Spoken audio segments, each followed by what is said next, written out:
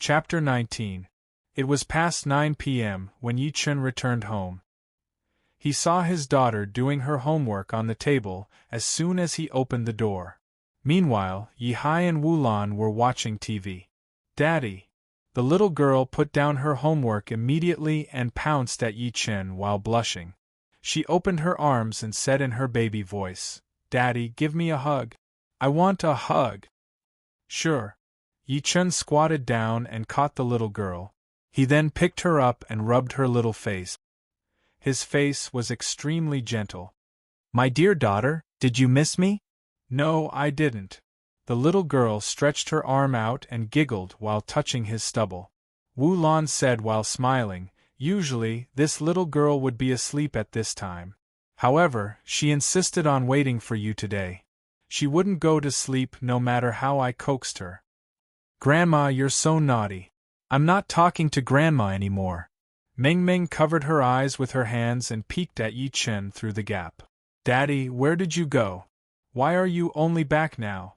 "Daddy went to work and earned money to feed our Meng Meng," Yi Chen explained patiently while holding the little girl's chubby little hand. The little girl's eyes were filled with tears. "Daddy, you've worked hard." Warmth flowed through Yi Chen's heart when he heard that.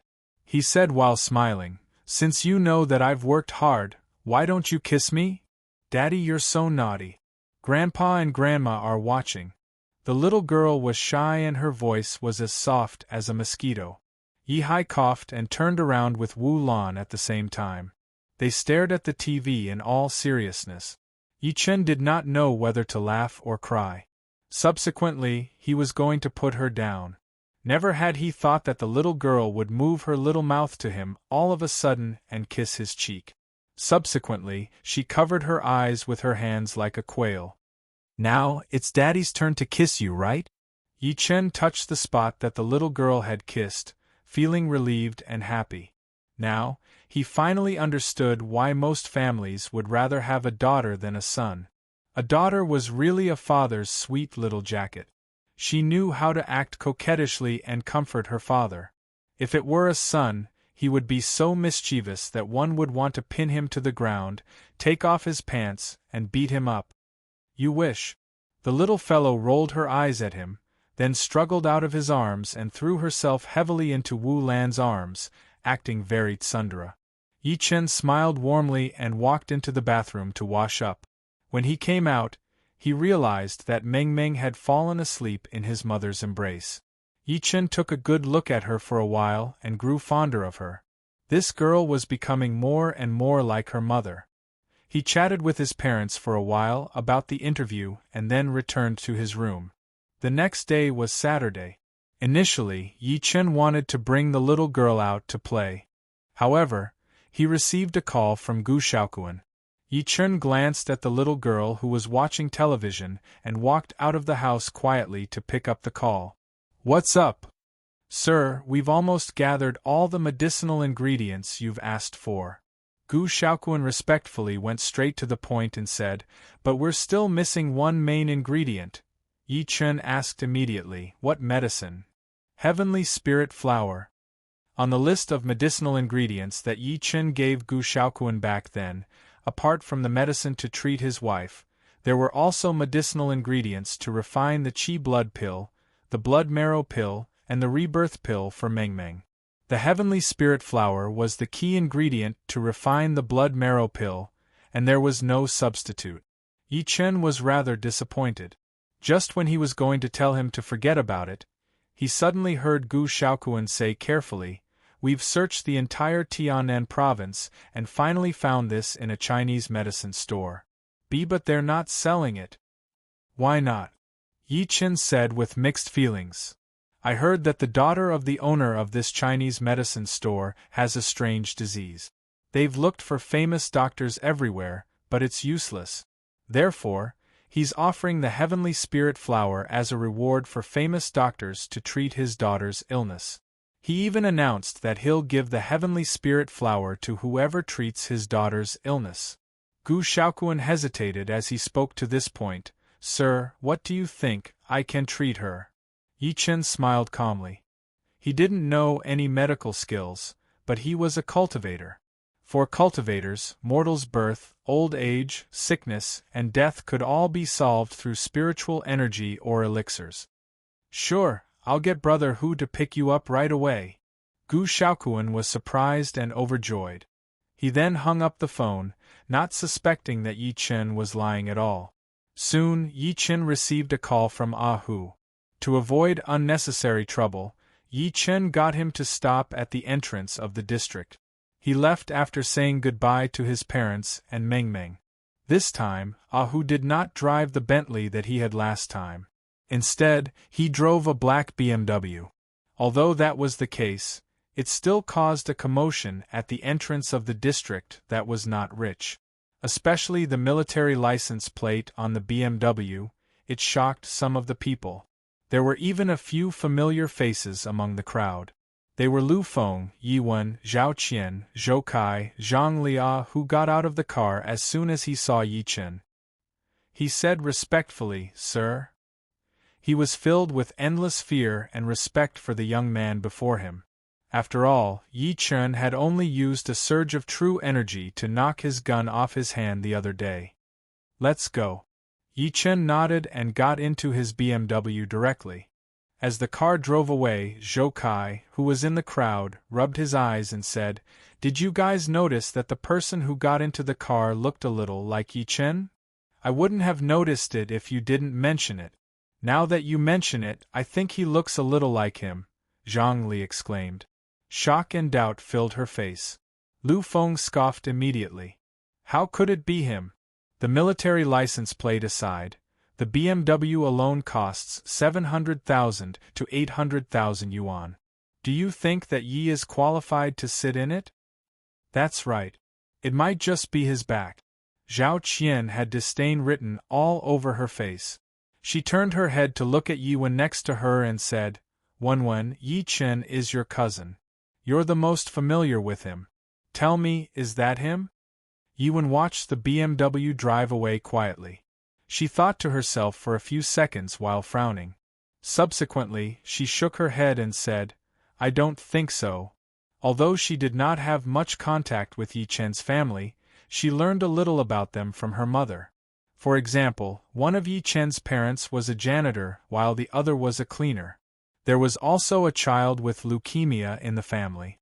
With such a family background, it might be a problem for them to buy a tricycle, let alone a BMW. Lu Feng was secretly relieved to hear what she said. He pretended to be calm and said, "That's what I said. It's just a back view." Hu drove very fast. With the license plate, he did not encounter any traffic police along the way. Over 2 hours later, he successfully arrived at his destination, the Medicine Anthology Pavilion. The 3 Tiannan provinces included Qiannan, Dainan, and Xiangnan. Qiannan had dense forests and was close to the Miao tribe, so it was rich in medicinal herbs. Meanwhile, Xiangnan was rich in vegetables while Dainan was rich in fruit. Gu Shaoquan introduced the basic situation after he got into the car. The Medicine Anthology Pavilion was a century-old Chinese medicine store in Qiannan.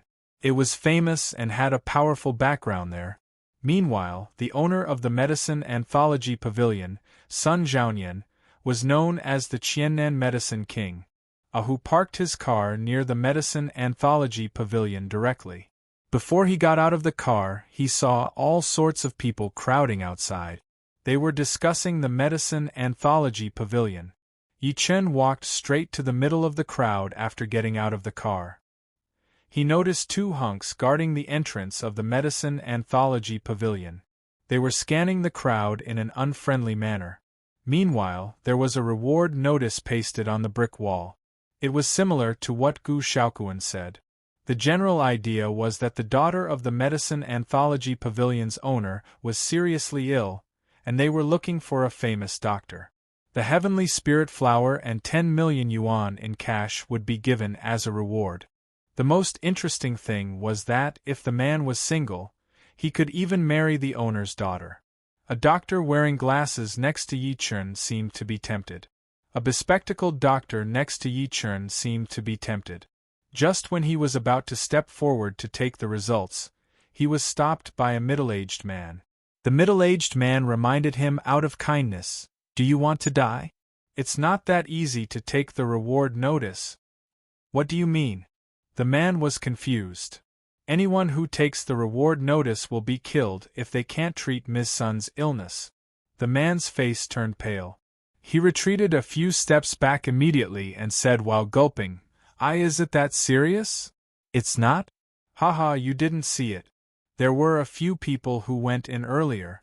Some claimed to be medical saints, some claimed to be medical gods, and some were even medical experts from overseas. However, all of them were carried out with broken limbs. Young man, I think you're young, so I'm advising you not to get involved in this. Although 10 million yuan is tempting, and although the Medicine King, Mr. Sun's daughter, is beautiful, you need to be alive to enjoy it. Let's just watch from here." The man looked around at the people. He got rid of the unrealistic thought in his head when he realized that everyone was watching a good show. He crossed his arms and grinned, anticipating the reckless guy who dared to take the reward notice. At this moment, an ordinary-looking young man took 2 steps forward and tore down the bounty notice that was pasted on the outside. The young man smiled calmly when he saw the 2 hunks guarding the entrance. Chapter 20. As soon as Yi Chen was done speaking, the entire Medicine Anthology Pavilion fell into silence. The entire Medicine Anthology Pavilion fell silent in an instant. Everyone stared at him with widened eyes, their faces full of disbelief. There was really someone who was not afraid of death. The people gasped as soon as they snapped back to their senses. Yi Chen was just too young. Not only did he look like he was less than 30 years old, but most importantly, he was dressed shabbily. He did not look like he had any medical skills at all. An old Chinese doctor at the scene began scolding him directly. "Young man, are you King kidding us?" Yi Chen ignored them and looked at the 2 hunks guarding at the door calmly. One of them scoffed and subsequently entered the house. It seemed like he was going to inform someone that the reward had been posted. Meanwhile, the other hunk looked at Yi Chen with a pitiful expression. To him, Yi Chen was the same as the people who were beaten up earlier. He was not afraid of death because of the bounty. As footsteps came, a few people appeared at the door. The leader was an old man in a Chinese tunic suit. His face was rosy and he looked energetic. However, he did not smile and there was a cold smirk at the corner of his lips. The people looked serious when they saw who it was. The Medicine King, Sun Zhaonian. He was the boss of the entire Chinese medicine industry in Qiannan. He could cause an earthquake in Qiannan just by stomping his feet. Naturally, he was worth hundreds of millions. Most importantly, there was a rumor that the Medicine King had a herb-gathering gang under him. They were responsible for collecting medicinal herbs. Not only could they collect medicinal herbs, but they could also kill people. Sun Zhaonian glanced through the crowd and subsequently looked at Yi Chen expressionlessly. His gaze was intimidating. "Young man, you're the one who posted the bounty?" "That's right." Yi Chen smiled calmly. "Everyone here knows my rules. If you're not capable enough, the consequences will be severe." Sun Zhaonian's eyes could not stop flickering. "So, I'm giving you a chance to back out now." Theoretically, he naturally hoped that all the experts in the world would come after hearing about the bounty. However, people were tempted by benefit. There would always be people who wanted to take advantage of the situation. If he did not scare them, the Medicine Anthology Pavilion's door would be flattened. To him, Yi Chen was the latter. The people held their breaths as soon as they heard that. They could sense the solemnity and determination in Sun Zhaonian's words. The doctor's face turned pale. He looked at the uncle next to him gratefully. That was close. Subsequently, he looked at Yi Chen while gloating. Yi Chen replied to Sun Zhaonian's question. "I just want to know if I treat your daughter, will you give me the heavenly spirit flower?" Yi Chen laughed and said while squinting, "If you treat my daughter, not only will you have the flower, but I'll also marry Rongrong to you. I'll give you." Yi yi yi. A series of gulps and gasps could be heard from the crowd. Their eyes were burning with passion. Chen Yi. She was known as one of the top 10 beauties in Qiannan. King the Yi Yi would be as with Yi Yi King if he was, he with Yi Yi Chen Yi. As he said, he. Of ye old. Was. As soon as he became the Medicine King's son-in-law, he would be able to do whatever he wanted in the entire Qiannan. Even Gu Shaoquan, the young master of the Gu family, was tempted. As the people exclaimed, Yi Chen shook his head and smiled. Forget it. I can tell that your daughter isn't any better looking at you. Moreover, I have a family. He was not acting cool. He was afraid that Meng Meng would cling to him if he treated her. By then, Meng Meng would have a mother for no reason. It would be strange if she did not hate him. The people staggered when they heard that. Shock filled their faces as they thought they had heard it wrong. Was he disgusted or disgusted? The smile on Sun Zhaonian's face froze. He said after a scoff, "Since that's the case, please come in. I hope that your ability is greater than your arrogance. Otherwise," Yi Chen turned his head and nodded lightly at Gu Shaoquan and who were in the crowd. Subsequently, he followed Sun Zhaonian into the Medicine Anthology Pavilion and went straight to a lounge on the second floor. At the moment, there were many people gathered there. However, most of them were doctors in uniforms. They were staring at the medical equipment before them without blinking. Meanwhile, there was a bed in the middle of the equipment. There was a pale lady lying on the bed. Her eyes were closed and her exquisite features were pale. There were 2 thick blankets on her. There was a chill lingering in the room. Sun Zhaonian looked at the lady on the bed with pity on his face. He lifted his eyes and asked an old Chinese doctor next to him, "How's the young mistress?" He had a daughter when he was old. One could say that he had placed all of his hopes on his daughter. Sister's vital signs are dropping. I've tried our best, the old Chinese doctor stammered while wiping his sweat.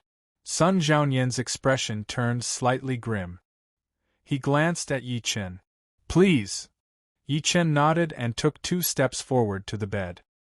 He stretched his arm out and held the lady's wrist. He secretly channeled spiritual energy into her body. She felt a chill coming at her. Sun Zhaonian had been glaring at him. He could not help but ask, "How is it?" Just when Yi Chen was going to speak, he saw a man in a suit walk in quickly from outside. He walked to Sun Zhaonian and whispered something to him. Sun Zhaonian had joy on his face. He was so excited that he could not control himself. "Quick, invite him." "No, I'll invite him myself." He did not look at Yi Chen anymore as he spoke. He turned around and walked out of the house with his people. He seemed to be welcoming someone important. His attitude was completely different from how he treated Yi Chen. Yi Chen looked stunned. Soon, Sun Zhaonian returned. However, he was surrounded by a young man. The young man was approximately 20 years old. He wore a suit and had an extraordinary aura. Sun Zhaonian's cheeks were flushing as if he had seen his savior. "Mr. Lin, I can't thank you enough for coming down the mountain to treat my daughter." The young man looked calm as he glanced at the lady on the bed. There was a burning desire in his eyes. Subsequently, he looked at Yi Chen and said while frowning, "Who is this?" "He's here to treat Rongrong," Sun Zhaonian explained. The young man scoffed upon hearing that. "Treat? I don't think he's a scammer. Old son, you've lived for so long, but you can't even tell this apart." Sun Zhaonian looked awkward. The reason why he let Yi Chen in was that the young man before him had yet to come down the mountain. Left with no choice, he could only try his best. The young man looked at Yi Chen in utter disdain before he could speak. He waved and said, "Get him out. With me, Lin Fan, here, there's no need for such a piece of trash." "Yes." Sun Zhaonian responded and turned around to look at Yi Chen with a cold expression. "You must be thankful that Mr. Lin came in time.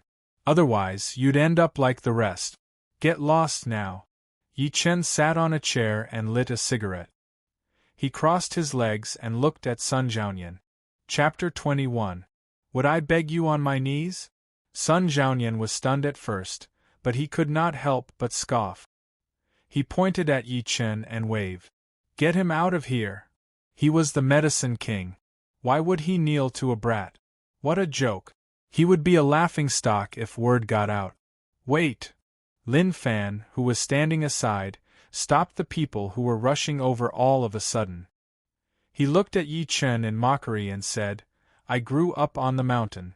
I learned medicine when I was 6, read all the medical books when I was 8, started practicing medicine when I was 9, and mastered up to 1,000 rare diseases when I was 15. Sun Zhaoyan had admiration written all over his face.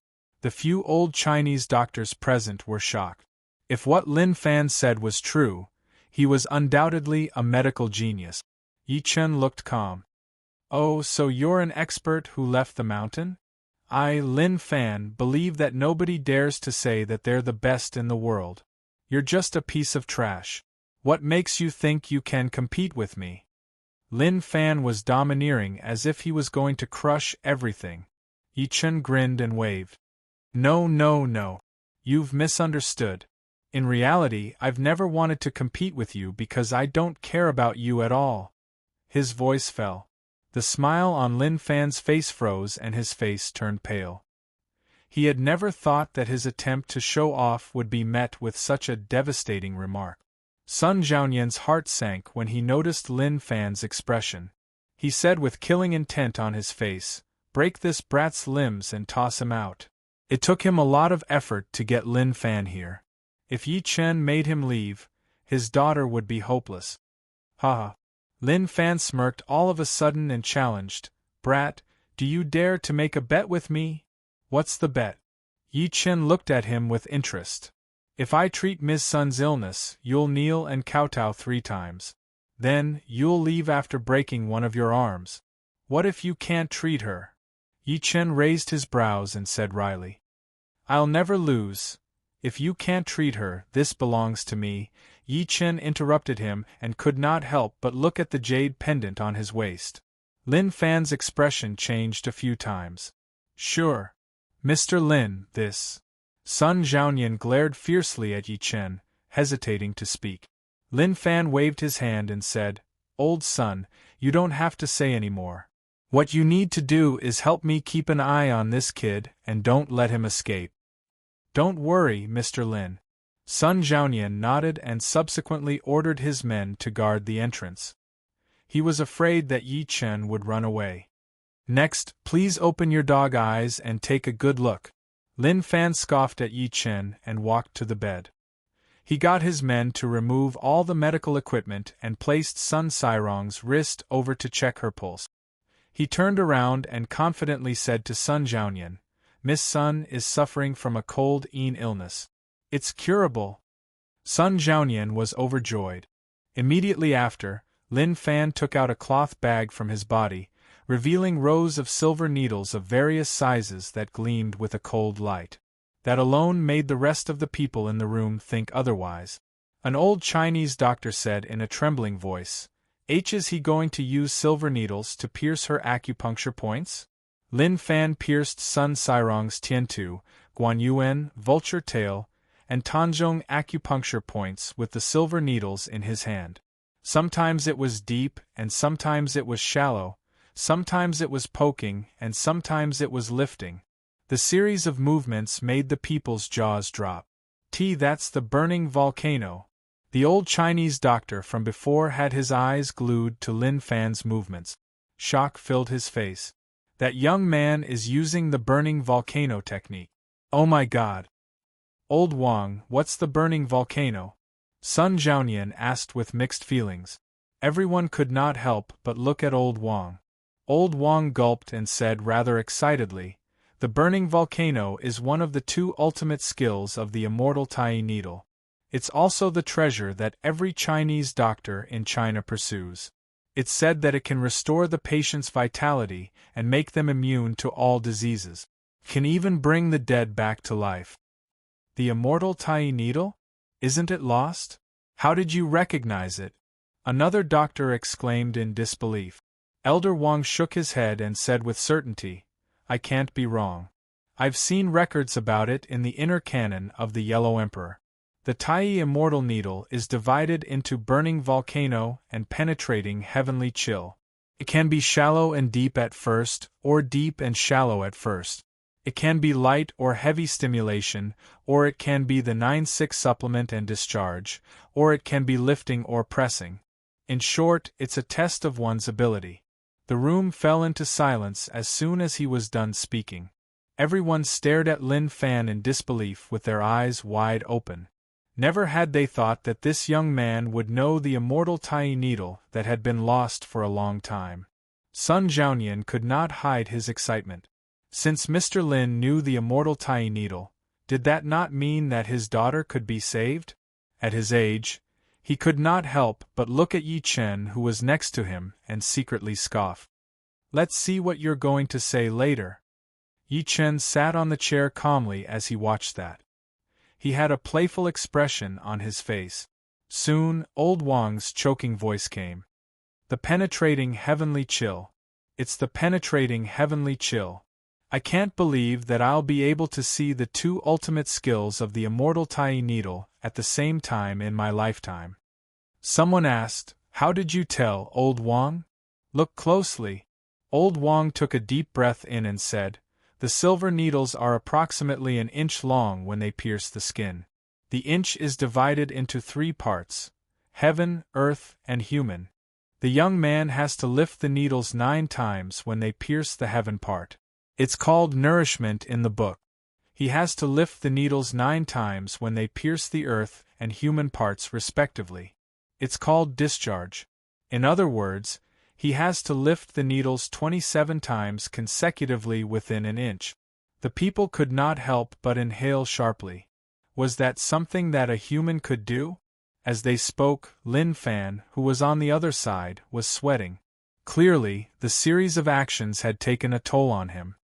The younger generation will surpass the older generation. Old Wang was crying and laughing as he exclaimed.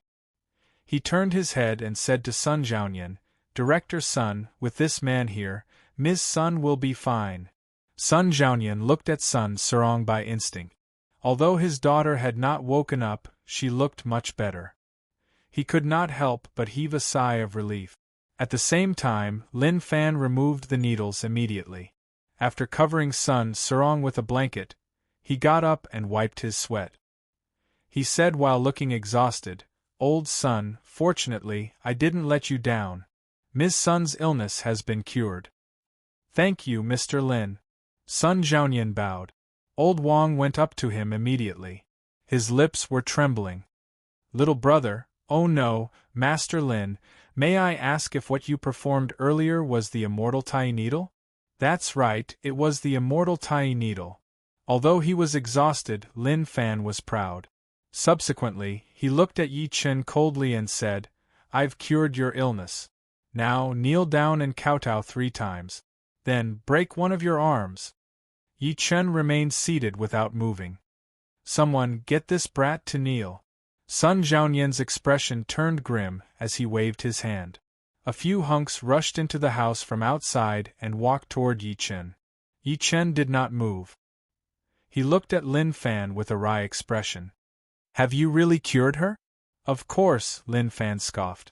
Just when he was going to say something, a scream came from behind all of a sudden. "Guys, look! Ms. Sun, she..." Everyone hurriedly turned around and saw that Sun Serong was twitching on the hospital bed, and a cold aura was constantly emerging from her body. The cold aura solidified into ice when it came into contact with the air.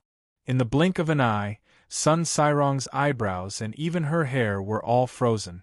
Looking from afar, she looked like a frozen person. Someone looked at the device next to her and said weakly, "Ms. Sun is dead." The drastic change that came out of nowhere shocked everyone. Bang! Sun Jiaoyan walked over immediately and stretched his arm out to check Sun Serong's breathing. Subsequently, his body shook. He felt a humming in his head, as if he had been struck by lightning. Lin Fan went over to check too and shouted in disbelief, How did this happen? It's impossible. It's impossible. I performed the immortal Tai needle." "Immortal Tai needle? What a joke!" The people heard a disdainful voice coming from behind. When they turned their heads, they saw Yi Chen sitting on the chair looking at Lin Fan while enunciating word for word. "You're drenched in sweat and panting while treating a small illness. I have to say that you're really talented." "You!" Lin Fan was enraged. Yi Chen interrupted with a smirk. "The key is that you're as ferocious as a tiger. Look at the result. You're just a piece of trash. How dare a piece of trash like you boast that you're the number 2 medical expert in the world? Learning medicine at the age of 6? An expert coming down the mountain? Go back and learn for a few more years. Don't embarrass yourself here." "Trash." Lin Fan was so mad that he pointed at Yi Chen and screamed. He spat a mouthful of blood out of anger and could not stop shouting, "I can't treat her. Why you can't treat her too? Ha ha. Do you think I'm you? Trash." Yi Chen lifted his head to look at Sun Zhaoyan and smiled lightly. "Sun Zhaoyan, do you remember what I said earlier?" Sun Zhaoyan jolted and walked to Yi Chen immediately. He bowed and begged, "Mr. Yi, please forgive me and save my daughter. I'll definitely reward you handsomely." Yi Chen lit a cigarette and held his head down to dust his pant. He blew a smoke ring out softly. Chapter 22. Anger flashed through Sun Zhaoyan's face. No matter how he heard it, it was humiliating for him, the medicine king, to kneel to a young man. Yi Chen took a puff of the cigarette in his hand. As the smoke lingered, his expression was a little blurry. "If I say it again, your daughter will live for the time it takes to burn a joss stick at most. Do you believe that?" Sun Zhaoyan's body shook intensely upon hearing that. Lin Fan, who was standing aside, said immediately, "Old Sun, don't listen to him. Ms. Sun can't be saved. Even if my master is here, there's nothing he can do. How can this piece of trash do it?" "Shut up!" Sun Zhaoyan shouted with a stern look in his eyes.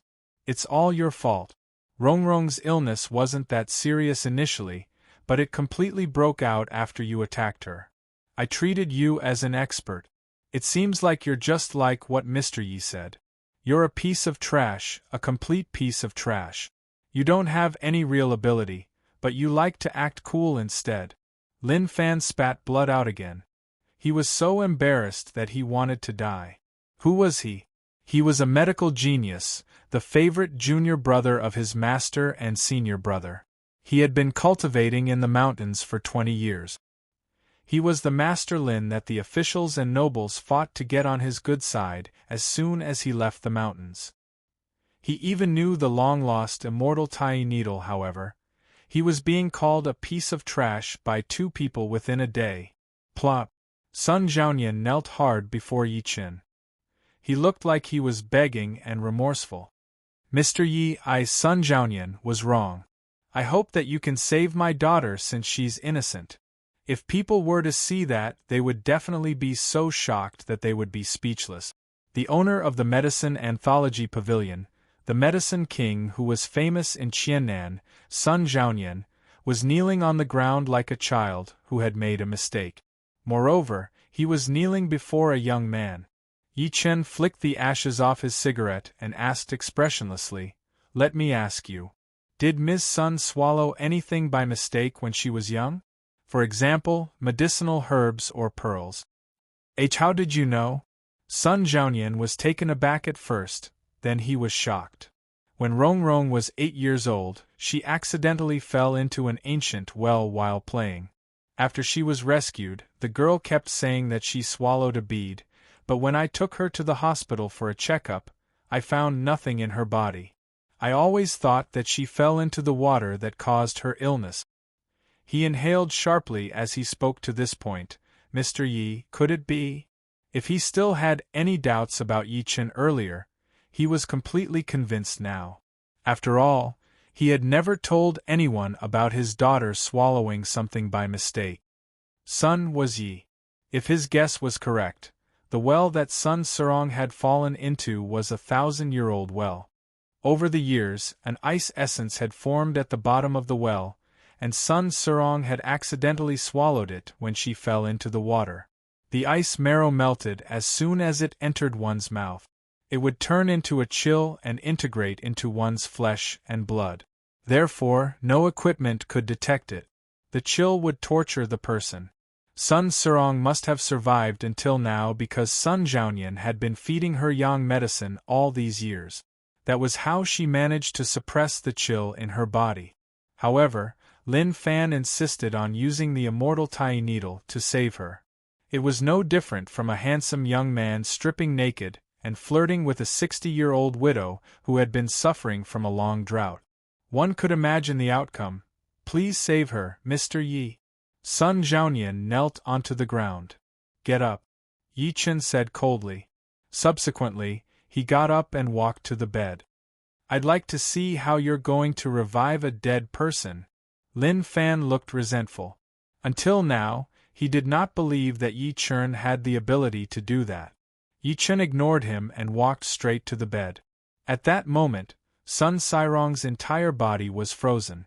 She looked like an ice sculpture. Everyone stared at Yi Chen with their eyes wide open. They seemed to be dying to know how he was going to revive a dead person. Slap. Yi Chen lifted the blanket and slapped Sun Sirong's lower abdomen after lifting his hand. In the next second, the layer of ice on Sun Sirong's body melted into water. Sun Sirong's delicate body was completely drenched, revealing her exquisite curves. Slap. Yi Chen slapped her again. As everyone watched in shock, a heat wave came out of Sun Sirong's body. It was like the steam that came out of steaming buns. Everyone stared blankly at this scene. Meanwhile, Sun Sirong's body that was initially wet was drying at a speed that could be seen with the naked eye. Her face began to flush as if she had put on blush. After the last bit of heat disappeared, Yi Chen got up and turned his head to look at Sun Zhaonian. It's done. Nobody knew that as the chill on Sun Sirong's body faded, an ice ball the size of a longan appeared in Yi Chen's hand that was behind his back. The ice ball melted quickly and was absorbed by him completely. That's it? Sun Zhaonian could not react in time. A doctor exclaimed, Look, Ms. Sun's vital signs are recovering. The people looked at the medical equipment next to them by instinct. They realized that her vital signs were recovering at a high speed. Dead silence filled the room at that moment. Everyone was speechless. Indeed, they were speechless. Lin Fan performed the long-lost immortal Tai needle and sweated profusely, but he still could not cure her. However, she was cured by Yi Chen's 2 slaps. What else could they say? At the same time, a low groan came from the bed. Sun Zhaonian walked over immediately and realized that Sun Serong was slowly opening her eyes. She called out, Dad. Rongrong, you're finally awake. That's great, that's great. Sun Zhaonian was excited. There was an uproar in the room. Even if he knew that Sun Serong was fine, he could not have woken up so soon, could he? How is that possible? Lin Fan's expression was terrible. Sun Serong looked around in a daze and struggled to sit up. Dad, who are they? Rongrong, I hired them to treat you. Sun Zhaonian held her hand tightly and said to Yi Chen with extreme gratitude, especially this Mr. Yi. He was the one who saved you. Seeing that his limelight had been stolen, Lin Fan glared at Yi Chen. His eyes were about to explode as he squeezed a few words out of the gaps of his teeth. Kid, you're courting death. Immediately after, a strong killing intent erupted from his body. Sun Zhaonian's expression changed. He rushed to the door and shouted, Protect Mr. Yi. Lin Fan flew into a rage out of humiliation. More than 10 burly men who were guarding the door rushed in and charged towards Lin Fan in unison. The people around saw that something was wrong, and they all pushed and shoved each other out. Lin Fan was not flustered at all. Instead, he laughed coldly. How dare a bunch of trash like you stop me? Get lost. His voice fell. Instead of retreating, he advanced and quickly attacked the dozen or so burly men that were rushing towards him. Following a series of screams, in the blink of an eye, more than a dozen people were lying on the ground. Sun Serong turned pale with fright. Sun Zhaonian was terrified. Although he knew that Lin Fan had extraordinary skills, he had never expected him to be so powerful. His underlings were all hunks who could fight 10 people on their own, but he had defeated them in a single blow. Ancient martial artist. He was an ancient martial artist. Sun Zhaonian felt his mouth go dry. Lin Fan did not even look at the people on the ground. Instead, he walked towards Yi Chen one step after another. The killing intent on his body locked onto Yi Chen as a cruel grin appeared at the corner of his lips. Do you think that medical skills are my strongest ability? You're wrong. My true identity is an ancient warrior. In my eyes, you're just an ant. Do you think you can leave in one piece just because you've cured an illness? Ha! I will let you know what despair is and what true fear is. Lin Fan's maniacal laughter echoed in the house as his clothes fluttered. And Chapter 23. Sun Zhaonian and his daughter were petrified as they looked at Lin Fan, who was filled with killing intent. However, Yi Chen ignored them. He sat still as if he was scared out of his wit. Sun Sairong's body was shaking slightly. She was so anxious that she was about to cry. Dad, why please save him? Sun Zhaonian looked bitter. What could he do when facing an ancient martial artist? Lin Fan smirked and looked at Yi Chen in a condescending manner. I'm going to say this one last time. Kneel down, you ant. Who knows, I might consider leaving your body in one piece. At that moment, he was extremely arrogant. He was not in a rush to kill Yi Chen. Instead, he wanted to torture him before Sun Zhaonian and his daughter. He wanted to regain the dignity and limelight that he had lost earlier. Thud. Yi Chen did not run. Instead, he took out a cigarette and lit it up. He said in a playful manner, "Please begin your performance. Mr. Yi, run now. Run now. Otherwise he'll really kill you." Sun Zhaonian was stomping his feet in panic. He regretted asking Yi Chen to treat him in the beginning. He should not have asked Lin Fan to come in as well. Otherwise, so many things would not have happened. Haha, I've changed my mind. I'll cripple you first and break all your bones. Then, I'll chop off your limbs and soak them in the potion. I'll make you wish you were dead. Lin Fan scoffed and threw a punch. The wind from his punch was powerful. He then charged at Yi Chen's face. Sun Zhaonian and his daughter closed their eyes by instinct. They were in despair. Oh no, Mr. Yi is dead. How is that possible? However, a voice that was filled with disbelief made Sun Zhaonian open his eyes in the next second. He was dumbstruck. He saw Lin Fan's punch stop when it was less than 10 centimeters away from Yi Chen. It stopped all of a sudden. Meanwhile, there was a faint golden airflow coming out of Yi Chen's body. It looked like an energy barrier from far away, preventing Lin Fan's terrifying punch from going any further. Releasing true energy and condensing it into a wall. How is that possible? Lin Fan's eyes were wide open as he mumbled to himself. A bone-piercing chill rushed from his head to his toes. Releasing true energy and condensing it into a wall. Only Master could do this. Even eldest senior brother, who had been in the sect for more than 30 years, could not do it. He knew very well how terrifying his master was. At his age, Lin Tai was scared out of his wits. There was only one thought in his mind. That was to escape. Run as far as you can. Wait for Master to deal with him. As Sun Zhaonian and his daughter were dumbstruck, Lin Fan suddenly turned around and dashed toward the door at an extremely fast speed. God, is Lin Fan trying to escape? Sun Zhaonian sucked in a cold breath. Run? Where are you going? Yi Chen chuckled softly and extended his right hand slowly. He curled his fingers slightly and grabbed Lin Fan, who was already at the door. He performed the most basic gravity method in the cultivation world. No! All Lin Fan felt was an extremely intense suction force coming from behind him. He shrieked in fear and subsequently retreated uncontrollably. In the blink of an eye, he retreated to Yi Chen. Yi Chen grabbed him by the neck and lifted him midair. There was dead silence in the house. The 10 hunks who were lying on the ground watched the scene blankly. They felt like their worldview had been turned upside down. Sun Zhaonian was petrified on the spot. There was only endless shock in his heart. Lin Fan, who was so powerful earlier, was like a chick being crushed by Mr. Yi in the blink of an eye.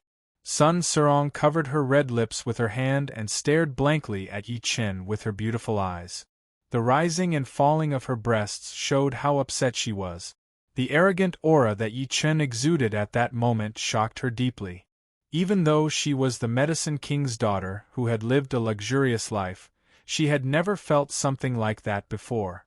So powerful, so handsome. Lin Fan's eyes were wide open and his face was filled with fear. Say, Senior, please spare my life. I didn't know that you're a martial Dao master. I'm willing to apologize.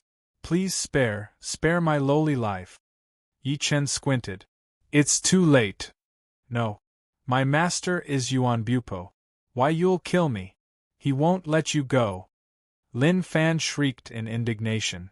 Sun Zhaonian, who was standing aside, had a drastic change of expression when he heard Yuan Bupo's name. He said, Mr. Yi, you can't do that. Gotcha. As a crisp sound came, Yi Chen broke Lin Fan's throat. He died on the spot. His eyes were wide open, clearly dying with a grievance. Yi Chen tossed his dead body onto the ground and looked at Sun Zhaonian expressionlessly. Why not?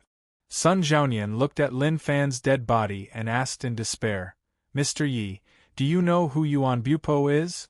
Yi Chen did not care at all. Sigh.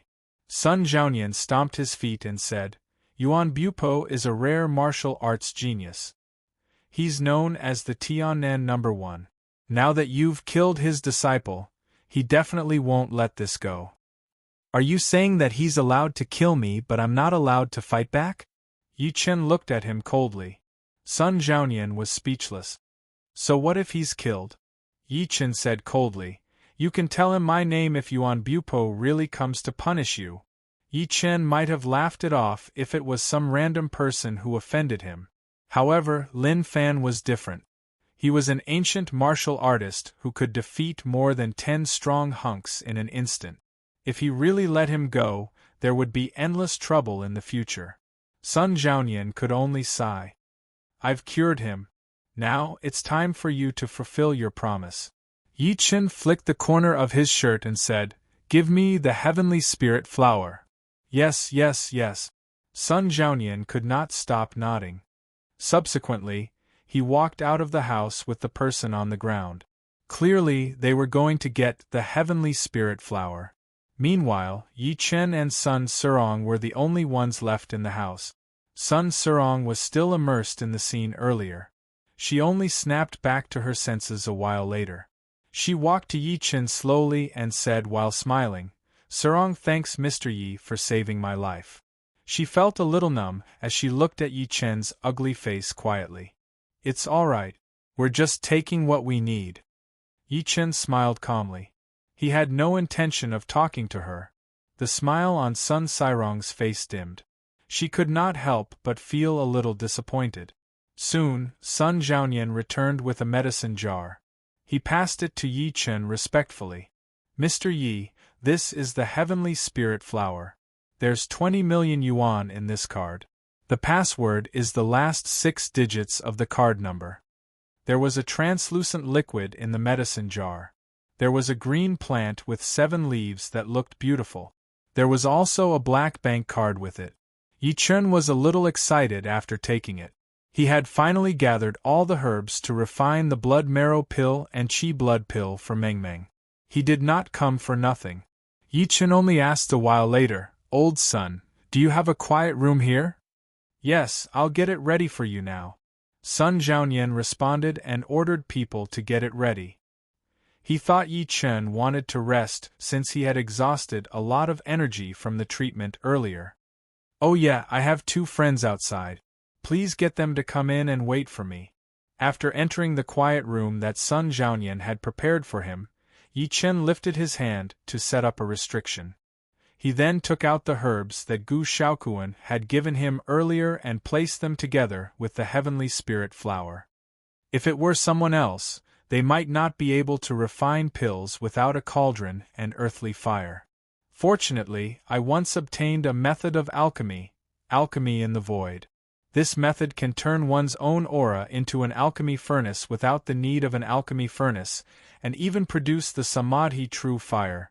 Yi Chen sat with his legs crossed and released spiritual energy. When he saw the spiritual energy in the air turn into a cauldron, he waved his arm. All of the herbs before him flew into the air. At the same time, Sun Zhaonian invited Gu Shaokuan and Ah Hu in. They were shocked when they found out that Yi Chen had really cured Sun Sirong's illness. Sun Zhaonian was also shocked by Gu Shaokuan's identity as the Gu family's young master. He thought to himself that Mr. Yi was indeed an expert.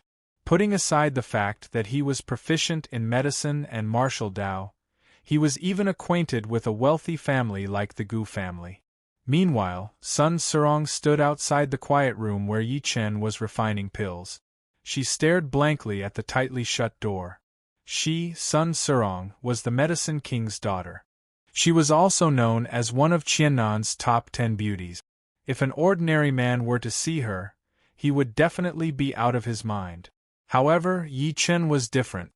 He even had the vague intention of keeping people at a distance of 1,000 miles. This made her feel a little defeated and inferior. If it were the past, she would not have done that when she was cold to men.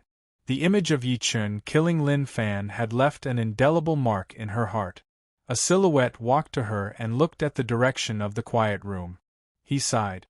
Little girl, people like Mr. Yi are destined to live in a different world from us. Moreover, I heard that Mr. Yi has a wife and a daughter. Dad, I'd really like to know what kind of woman can be his wife. Sun Sirong clenched her teeth softly, feeling indignant. Sun Zhaonian shook his head and turned around to leave. He knew his daughter very well. To put it nicely, she was arrogant and stubborn. She would not change her mind once she made up her mind. Chapter 24. In the car heading to the Gu residence. Although Yi Chen looked exhausted, there was joy between his brows. The reason being he had obtained 10 Qi blood pills, 10 blood marrow pills, 5 body strengthening pills, and 1 vitality pill. The Qi blood pills and blood marrow pills were for Mengmeng. He would take 2 pills every 10 days. They should be able to last until he broke through to foundation building. By then, he would be able to refine the rebirth pill.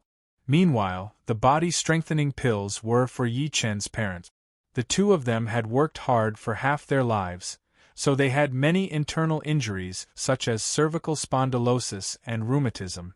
Approximately half an hour later, when the car was about to arrive at the Gu residence, he saw Old Master Gu waiting at the entrance with a bunch of people from far away. As soon as the car stopped, Old Master Gu said while laughing, "I've been waiting for so long. You're finally here, sir." "You're being too polite, Old Master. I don't deserve to be called sir. Just call me Yi Chen." Yi Chen got out of the car while smiling. There were 2 ladies standing next to the Old Master. One of them was Gu Yingying, whom he had fought before. Meanwhile, he had never seen the other one before. However, Gu Yingying was cold to him. Clearly, she was still jealous of him for kicking her chest. The Old Master seemed to have noticed his doubt, so he introduced while smiling, "Mr. Yi, this is my granddaughter-in-law, Shaokuan's wife, Fang Yuan. Yuan, greet Mr. Yi." Fang Yuan smiled sweetly immediately. "Greetings, Mr. Yi." Yi Chen nodded and could not help but look at her again. He realized there was a faint black energy between her brows while there was a red energy in her stomach. He came to a realization at that moment. The black energy was the resentment that was transferred from the longevity lock, while the red energy was naturally the energy of the fetus. "Mr. Yi, please follow me." The Old Master led him to the second floor of the villa passionately. He then got someone to serve him tea. Yi Chen took a sip and said while raising his brows, "The tea is great. I'm glad that you like it, Mr. Yi." These are the Wui Mountains de Hong Pao that someone gave to me. I'm not used to drinking it. You can bring some back when you leave, the old master said generously. Gu Yingying, who was standing aside, scoffed, Grandpa, you're just pretending to be generous. You usually keep this thing more tightly than anyone else. Even when Uncle Xiao came to our house last time, you couldn't bear to take it out. She glared coldly at Yi Chen when she was done speaking. That kick from that fellow last time had caused that part of her body to hurt for a few days. After going to the hospital for a checkup and confirming that she was fine, she heaved a sigh of relief. Old Master Xiao didn't know whether to laugh or cry. He said, "Do you think I don't know your Uncle Xiao? He's a complete tea fanatic. If he knew that I have such a good thing, he would clean it up for me." During that period, Gu Shaoquan would look at Yi Chen from time to time. He seemed like he had something to say. Yi Chen smiled and took out 2 medicinal pills and placed them on the table. The group of them stared at the pill with their eyes wide open, not knowing what to do. The old master frowned. "Mr. Yi, what's this?" "The purple one is a body-forging pill. I'll give it to the old man. The old man must have suffered many internal injuries on the battlefield in his early years. He'll feel much better after taking it. As for the red one, it's a vitality pill. It can dissolve the resentment in Ms. Fang's body and has the effect of stabilizing the fetus." Yi Chen looked at Fang Yuan by instinct as he spoke to this point. If she had not met Yi Chen, the baby in her stomach might have died in her womb. However, it was considered a blessing now. The effect of the vitality pill could be absorbed by the baby too. There was a certain chance that the baby would have a spiritual root when it was born. Gu Shaoquan looked at the people and said in slight disbelief, "Mr. Yi, are you saying that these 2 medicinal pills can cure illnesses?" To the modern world, people would either look for Western medicine or Chinese medicine when they were sick. The medicine they would take would be either medicinal pills or decoctions. Speaking of medicinal pills, people would instinctively think of an ancient emperor who did not care about politics. People would subconsciously think of a certain emperor in ancient times who did not care about the state affairs and spent all day with a group of Taoist priests by the alchemy furnace, dreaming of ascending to the heavens. Gu Shaoquan was not the only one who was confused. The rest were the same. Gu Yingying finally found a reason to attack him. She scoffed and said, "Medicinal pills? Have you read too many novels?" If not for Yi Chen's terrifying ability, she would have chased him out as a scammer. Ha ha. Yi Chen smiled without saying anything. Looking at the red body-strengthening pill, old Master Gu asked, "Mr. Yi, can this medicinal pill really cure my internal injury?" "You can try it, old master." "Grandpa, don't listen to this guy's nonsense. What if something happens to you after you eat it?" Gu Yingying stopped him immediately. "Don't worry, I believe in you, Mr. Yi." The old master hesitated for a moment before picking up the body-strengthening pill and putting it into his mouth. It was too late when the people reacted to it. "If anything happens to my grandpa, you won't be able to get away with it." Gu Yingying glared at Yi Chen ferociously. At that moment, the group of people stared at the old master anxiously. They were afraid that he would suddenly complain about having a stomachache or die after vomiting blood. The old master's body shook all of a sudden. "Grandpa!" Gu Shaoquan and Gu Yingying screamed out of worry. Subsequently, a red glow came out of the old master's body. The red glow spread all the way to his head as if he was drunk. The old master could not help but shout and spat out a mouthful of foul air. At the same time, the white hair on his head turned black at a speed that could be seen with the naked eye. The people were speechless from the shock. After the red glow faded, the old master bowed at Yi Chen immediately. "Mr. Ye's medicinal pill is amazing. I feel much more relaxed now. My waist isn't sore and my legs aren't hurting anymore." Yi Chen nodded while smiling. Gu Yingying's beautiful eyes were wide open. She was in slight disbelief. "Grandpa, are you really all right?" "I'm not just all right. I feel like I'm 10 years younger now. I can kill a cow with a single punch." The old master was extremely excited. Gu Yingying was relieved. She could not help but glance at Yi Chen. She thought to herself that although this guy was a little perverted, he was really capable. Gu Shaoquan only snapped back to his senses then. He picked up the remaining medicinal pill on the table and passed it to Fang Yuan. "Wifey, hurry up and eat it." With the old master taking the initiative to test the medicine, the group of people had nothing to worry about this time.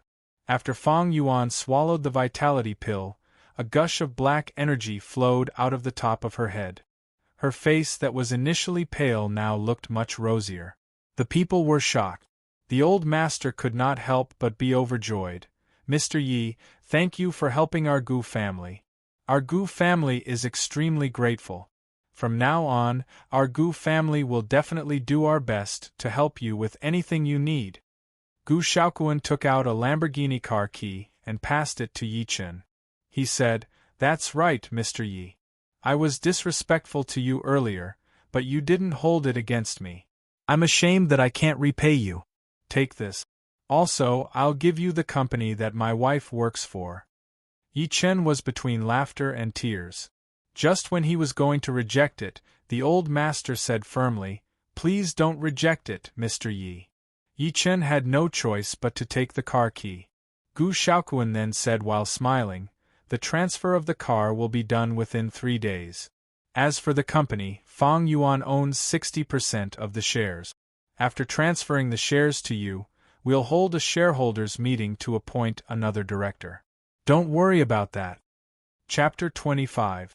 Why are you asking about this person all of a sudden, Mr. Yi?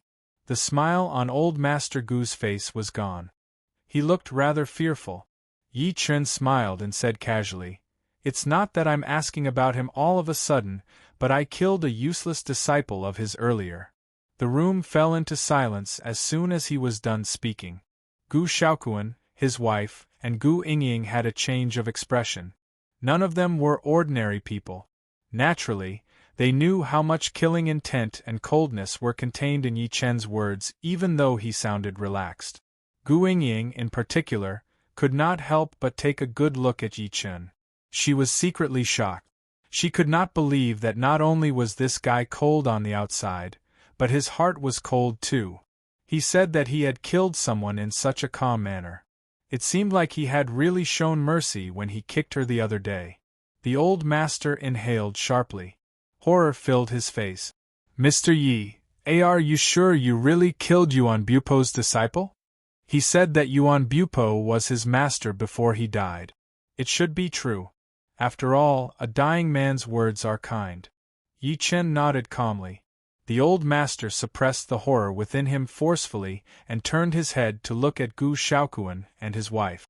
He said, "Shaoquan, Yuan, you guys can leave now. Grandpa, listen to what you're saying. I'm your biological grandson. The Gu family's blood flows in me. Why are you hiding it from me?" Gu Shaoquan looked speechless. The old master glared at him. Gu Shaoquan then left the room with his wife, Fang Yuan, with a bitter expression. He mumbled as he walked. The old master then forced a smile and said, "Please forgive me, Mr. Yi.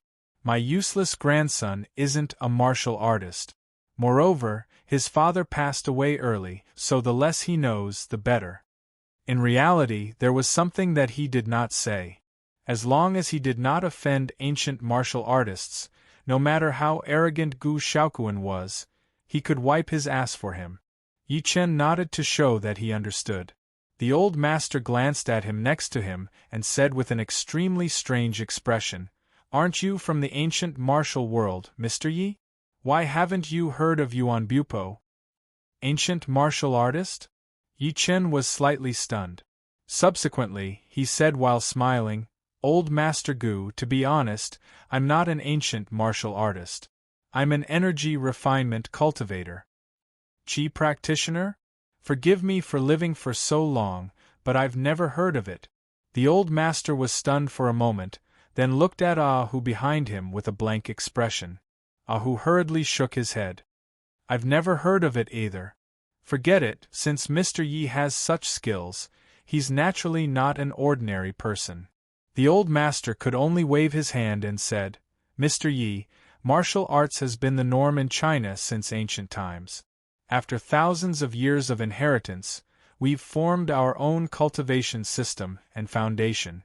In order to distinguish it from modern fighting techniques, we call them ancient martial artists. As of now, what I know is that the ancient martial realm is divided into two big realms, the acquired realm and the innate realm." Yi Chen said in surprise, "What do you mean by acquired? What is innate?" Hu and Gu Yingying also pricked up their ears. They usually didn't know much about this. The so-called acquired realm is when martial artists train their bodies to stimulate their body's potential and generate energy in their body. Then, they combine it with some fighting technique. Basically, it's divided into four minor realms: movement, illuminating energy, internal energy, and illuminating meridian. Usually, as long as there's energy in your body, you're considered to have stepped into illuminating energy. You'll only need to strengthen the energy continuously to make it bigger, more condensed, and then integrate it into your muscles and acupuncture points. When the energy is mastered, it can clear the blocked meridians in the human body, especially the Ren meridian and Du meridian. As soon as it's cleared, the energy can flow through the entire body and circulate freely.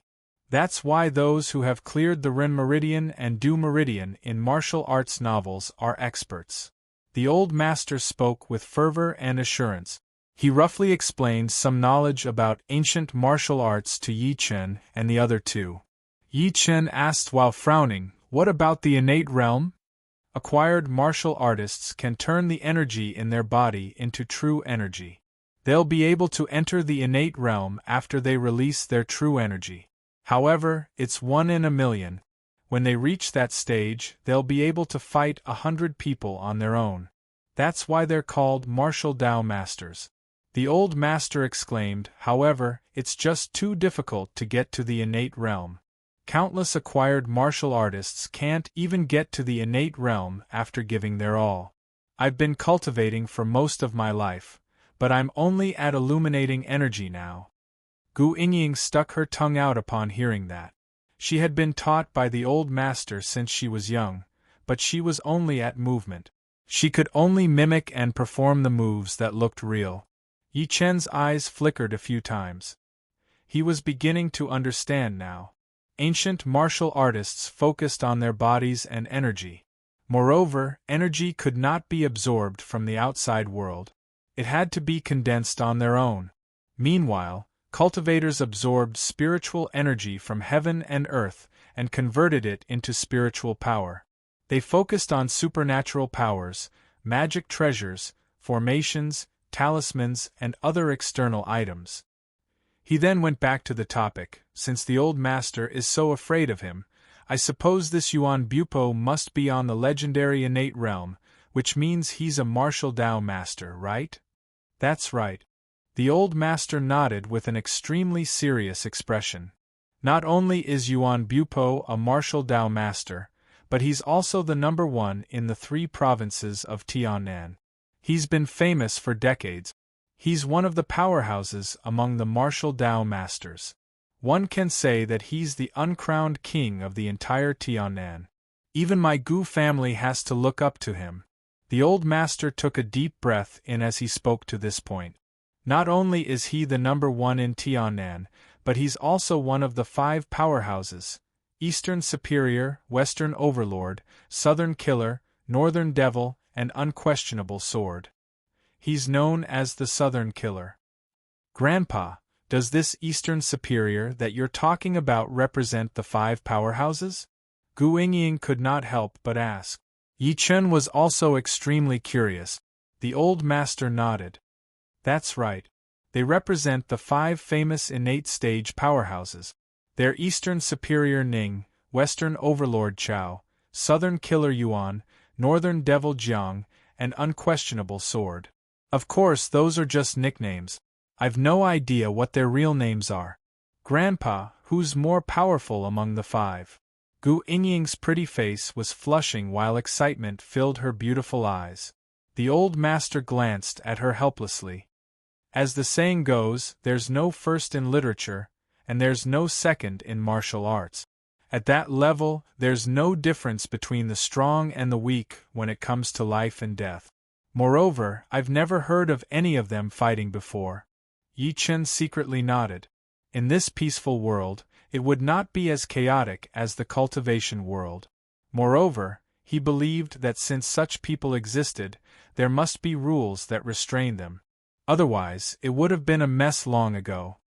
Oh, Gu Yingying gave a short response and looked disappointed. She asked again, Grandpa, apart from the 5 of them, are there any others? Yes. The old master was straightforward this time. He said, apart from the eastern, western, northern, and southern killers, there are a few more in Beijing. For example, the Zhan family's genius, Zhan Kunlun, the Su family's son, Su Qilin, and the Zhongnanxi's madman, Han Xiaotian. However, their identities are mysterious and they keep a low profile. Oh yeah. The old master seemed to have recalled something. He said while smiling, something interesting happened 8 days ago. I heard that an expert appeared at the foot of Mount Tai. His name is the Unparalleled Sword. As soon as this person appeared, he went around challenging experts. Moreover, he crushed all of them along the way, shocking the ancient martial world. At the foot of Mount Tai? 8 days ago? Yi Chen's heart skipped a beat upon hearing that. He asked, the Unparalleled Sword? 8 days ago was the time he returned to Earth. He had also walked out from the foot of Mount Tai. That's right. Why would someone have the surname Jian? That's funny. Gu Yingying snickered. She wondered if there was someone with the surname Dao. The old master shook his head. It should be a nickname. Anyway, I heard that this person is very young. I don't think he's even 18 years old. He wears white and carries a broken sword on his back. He's very cold and doesn't like to talk. However, he'll challenge anyone with a sword. If he wins, he'll leave after saying something. What did he say? Sigh, old master, stop keeping us in suspense. Even Ah Hu, who had been silent, could no longer sit still. The old master said with a strange expression, that person said that you don't know swords and you're not worthy of using them. In this world, only my master knows swords. If I find out that you use a sword again, I'll definitely chop your head off. Pfft. Gu Yingying was shaking from the joy. This person is so Chinibu. Could he be a Chinibu? Or did he suffer from chi deviation? I'm not sure about that. The old master shook his head and looked at Yi Chen. He said after a sigh, Mr. Yi, you know about Yuan Bupo's situation now. You've killed his disciple. I'm afraid there's a grudge between you and him. Don't worry about it. Yi Chen smiled calmly and said, that useless disciple of his deserves to die. If he's going to attack me, I don't mind letting the master and disciple reunite in the underworld. The old master's face twitched hard when he heard that reply. He was speechless. Gu Yingying, on the other hand, scoffed. He's a martial Dao master who's been famous for many years. He's also the Tianen #1. Aren't you being too arrogant? Really? The more you say that, the more I want to fight him, Yi Chen responded expressionlessly. Gu Yingying was pissed. The old master glared at him immediately and smiled awkwardly. Mr. Yi, I've spoiled Yingying since she was young. She's rude. Please don't take it to heart. Don't worry about it. Yi Chen shook his head. He was not angry at all. Instead, an intense battle intent surged out of him. So what if you're a master? So what if you're the Tianen #1? If you're my enemy? Chapter 26. Ahu drove Yi Chen home after chatting with the old master and the rest for a while. As for the Lamborghini that Gu Shaoquan gave him, he didn't drive it away because he didn't have a driver's license yet. In order to avoid too much trouble, he could only leave it at the Gu residence.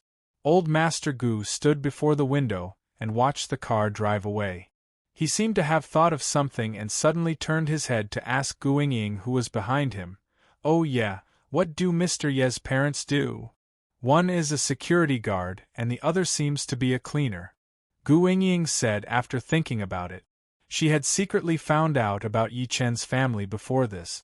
The old man was slightly taken aback, then said, "How about this? Think of a way to contact the company Mr. Ye's parents work for and transfer Mr. Ye's father to the town hall to arrange a job. As for Mr. Ye's mother, well, transfer her to the nursing home opposite to take care of my old brothers." Gu Yingying pouted slightly. She was shocked, but she agreed to it anyway. As soon as he returned to his apartment, Yi Chen saw his daughter, Meng Meng, chasing a bunch of kids around with a stick in her hand. Meng Meng said while panting, "Don't run. I'll stop you if you dare." From time to time, the children who were running in front turned back and made faces at her. The little girl was so angry that she screamed.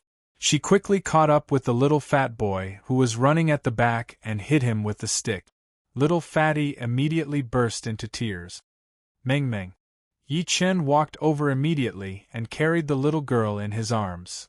"What's going on, Daddy?" They said that Meng Meng was picked up by Grandpa and Grandma. The little fellow's face was flushed red, feeling very wronged. When the kids saw that the adults had arrived, they quickly dispersed. Obviously, they were afraid of being beaten up. Yi Chen said in amusement and annoyance, "Doesn't Meng Meng have a father? How could he have been picked up?" "Yes, but they kept scolding Meng Meng like this, and Meng Meng couldn't beat them with words, so she could only hit them." The little fellow put her hands on her hips and said angrily, "If I can fight, I won't talk." Yi Chen was dumbstruck. He was shocked by what the little girl said. Subsequently, he pinched the little girl's cheeks and said, "You can't do that next time. What if you fall?" But what if they still scold Meng Meng?" The little fellow curled her lips, obviously very unconvinced. Yi Chen said while smiling, "If they scold you again, tell me. I'll talk to their adults and ask them how they educate their children." The little fellow nodded reluctantly. Yi Chen shook his head and carried her into the house. He realized that his parents were not around. It seemed like they had gone to work. He asked in concern, "Meng Meng, are you hungry?" "I'm not hungry. Grandma came back at noon to cook for me." The little fellow shook her head and obediently turned on the TV. She looked at Big Head Daddy and Little Head Daddy and couldn't stop laughing. Yi Chen sat next to the little girl after washing up in the bathroom. He took out a chi blood pill and a blood marrow pill from his embrace. "Dad, what is this? It smells so good." The little fellow was immediately attracted by the fragrance of the elixir. His eyes widened in curiosity. Yi Chen said while smiling, "These are the candies Daddy bought for you." "Sugar? Is it delicious?" The little guy's eyes lit up and he couldn't help but swallow a mouthful of saliva. "It's delicious." The little girl took the chi blood pill and put it in her mouth immediately. She cried after tasting it, and her little face collapsed completely. Yi Chen's heart skipped a beat. He thought to himself that there shouldn't be anything wrong with the elixir that he refined. Moreover, old Master Gu was fine after eating it too. "It's bitter. It's so bitter. Daddy lied to me. Daddy is a bad guy." The little girl cried with tears all over her face. Yi Chen was relieved. He got up and poured her a glass of water. He comforted her, "Daddy really didn't lie to you. This candy is bitter in the beginning, but it'll be sweet later on." The little fellow only felt better after gulping down half a cup of water. "How is it? I didn't lie to you, did I?" Yi Chen asked carefully. The little girl squinted and revealed an expression of enjoyment. "It's so comfortable. I feel warm all over. Here, eat this one too." Yi Chen passed the remaining blood marrow pill to her. The little girl pouted and was going to reject it. Yi Chen said immediately, "Be good, Meng Meng. As long as you eat it, I'll bring you out to play tomorrow." "Really? Daddy, you can't lie to me. I've never seen a monkey or an elephant." The little girl's eyes lit up. "Really, I'll bring you out tomorrow." The little girl then smiled in satisfaction. She ate the blood marrow pill and drank half a glass of water. Yi Chen held her hand and sensed it carefully. He was relieved after realizing that the poison in her body was suppressed. The little girl ran into his embrace and lifted her head to look at him. She said while blinking, "Daddy, I miss Mommy." Yi Chen was shocked. He stretched his arm out and pinched her cheek. He comforted her, "Daddy misses Mommy too. I'll bring you to see Mommy when you're cured, okay? Mommy will be sad if she sees that you're not well." Hum. The little girl nodded obediently. "I must be well. Daddy must be well too. That'll make Mommy happy." Yi Chen smiled and was going to pinch her cheeks again. The little girl dodged immediately and scoffed. "Daddy, stop pinching my cheek. If you make my cheeks bigger, Mommy won't be able to recognize me." "You're smart."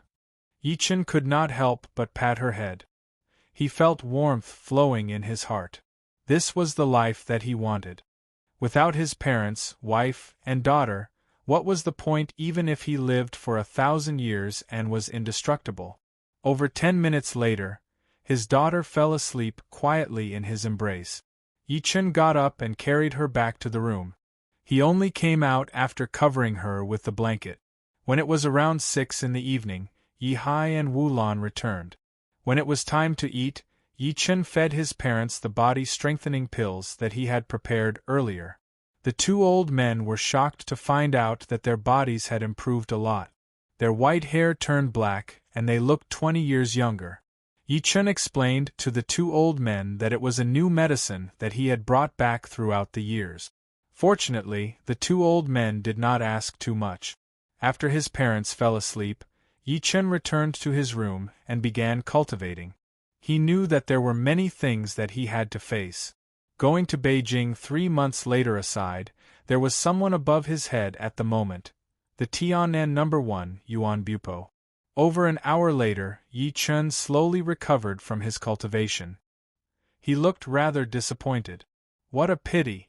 I was so close to breaking through to intermediate stage spirit assembly.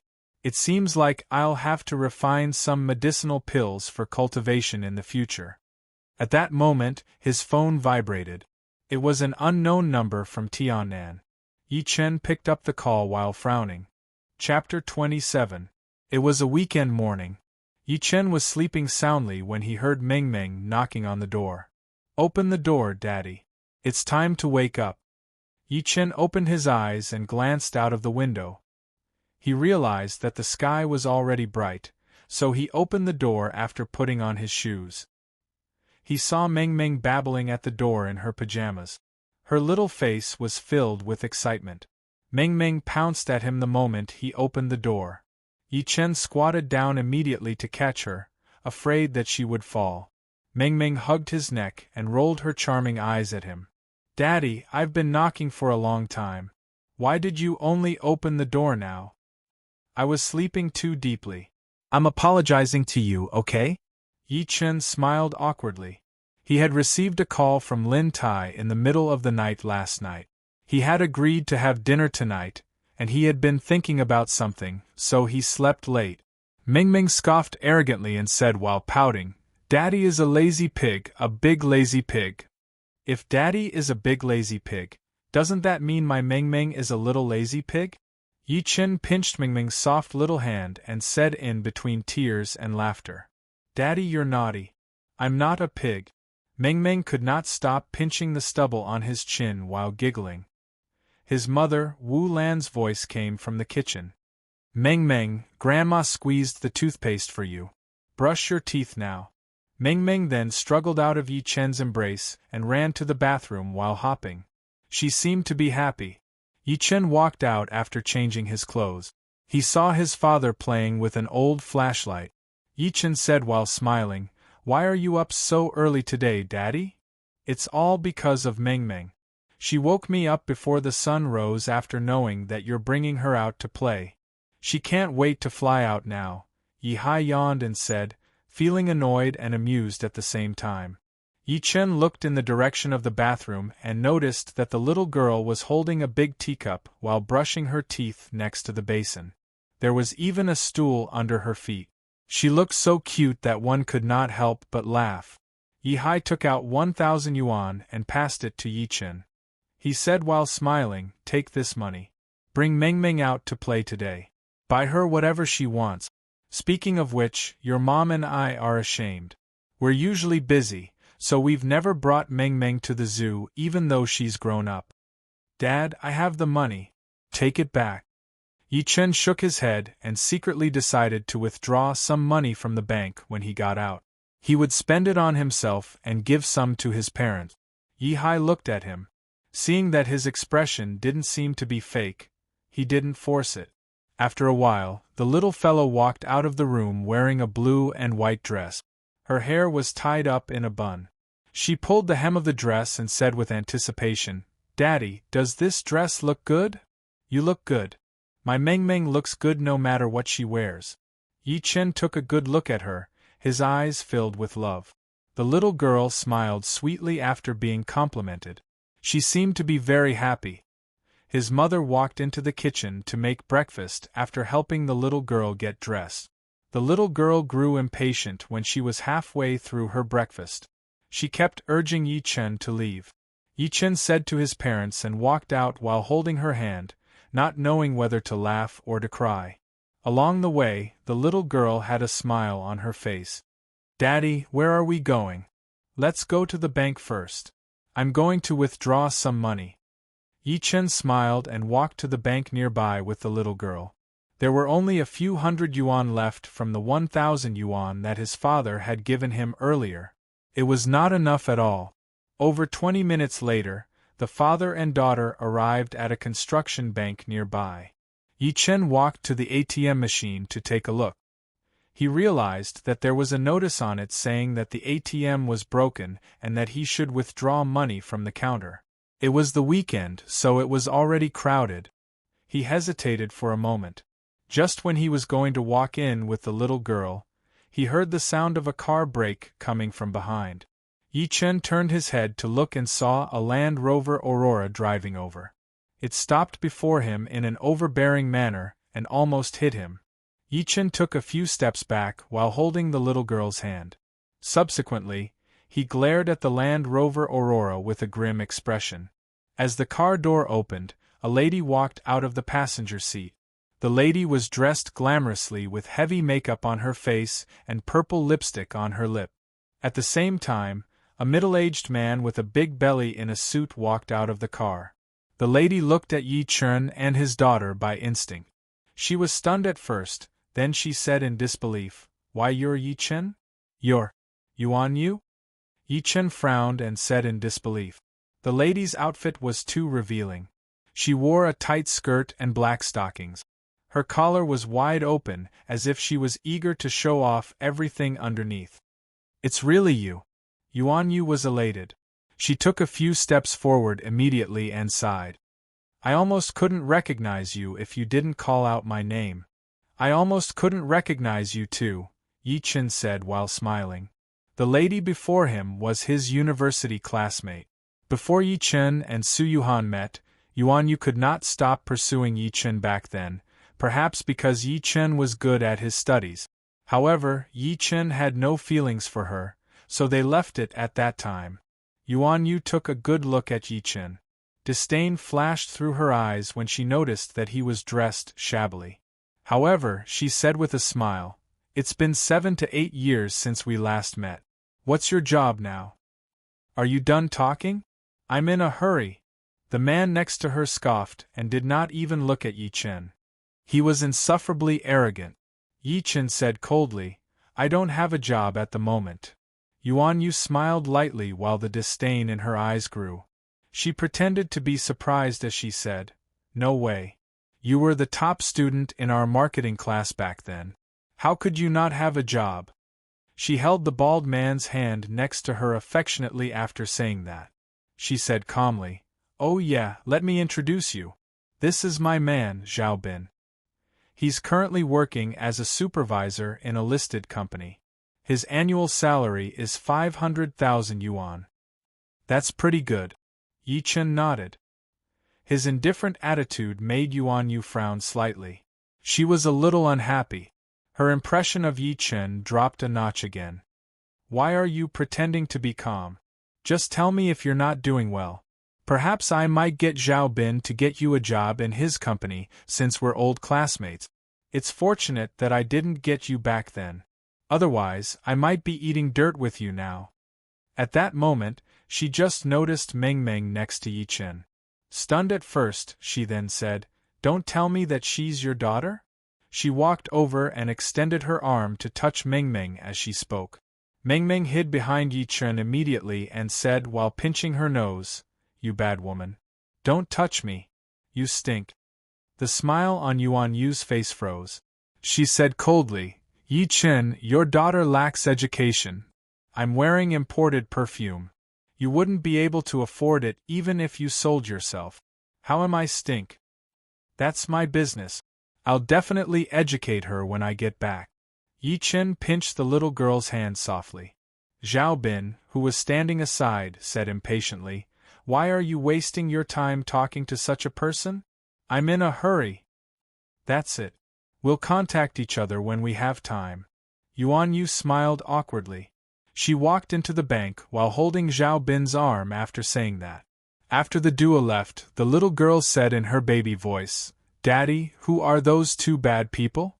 "They're my old classmates." Yi Chen squatted down and patted her head. He asked, "Oh yeah, why did you say that they're bad people?" "They're bad people." The little girl pouted and scoffed. "Especially that auntie. She's the worst.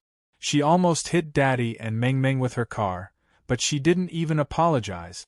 That auntie knew that Daddy didn't have money, but she told Daddy that the uncle was rich. She just wanted to show off. There was a classmate in our class who was showing off the phone that his father bought for him. Then, his phone was stolen the next day. Also, that auntie's perfume is so strong. I almost threw up." Yi Chen was touched to hear that. He carried the little girl in his embrace and extended his arm to tap her nose. "You're so smart. Now you know how to protect Daddy. Let's go. Daddy has money. Let's get Meng Meng a lot of money." Chapter 28. Yi Chen carried Meng Meng into the bank lobby. The place was already crowded with people, while Yuan Yu and Zhao Bin were sitting on the chairs and playing with their phones. Yuan Yu lifted her head and saw Yi Chen by instinct. Just when she was going to speak, she saw Yi Chen walking to the VIP window that was empty while carrying Meng Meng. "Yi Chen, you're at the wrong place. You'll need a VIP card to do business there." Yuan Yu scoffed immediately. Banks were usually divided into regular windows, VIP windows, and special windows for soldiers. Not everyone could go to the VIP window to do business. Only the bank's VIP customers could do so. Therefore, to Yuan Yu, even if Zhao Bin's annual salary was hundreds of thousands, he was not a VIP customer of the CCB. He would have to queue at the regular window. However, Yi Chen went straight to the VIP window. It was a joke. Yi Chen ignored her. After putting Meng Meng down, he took out the black card that Sun Zhaoyan had given him. He then walked to the female salesperson at the counter and said, "Please withdraw some money for me." The female salesperson with heavy makeup lifted her head and glanced at the card absent-mindedly. She lost interest and said impatiently, "This is the VIP counter. Please show me your VIP card." A salesperson who worked in a bank like her had sharp eyes. She could tell that the person outside the window was most likely a country bumpkin who had just moved bricks from the countryside into the city. Yi Chen waved the black card in his hand and said while smiling, "I suppose this is a VIP card?" Sun Zhaoyan had given him the card with 20 million yuan in it. It was enough for him to become a VIP in any bank. Moreover, the bank system would take the initiative to invite him. "A regular card. Please apply at the window next door," the female salesperson said without even lifting her head. The computer screen switched to landlord. She clicked the mouse and played the game. She was having fun while staring at the computer screen and giggling. Her breasts could not stop shaking. Yuan Yu felt much better when she saw Yi Chen's frustrated expression.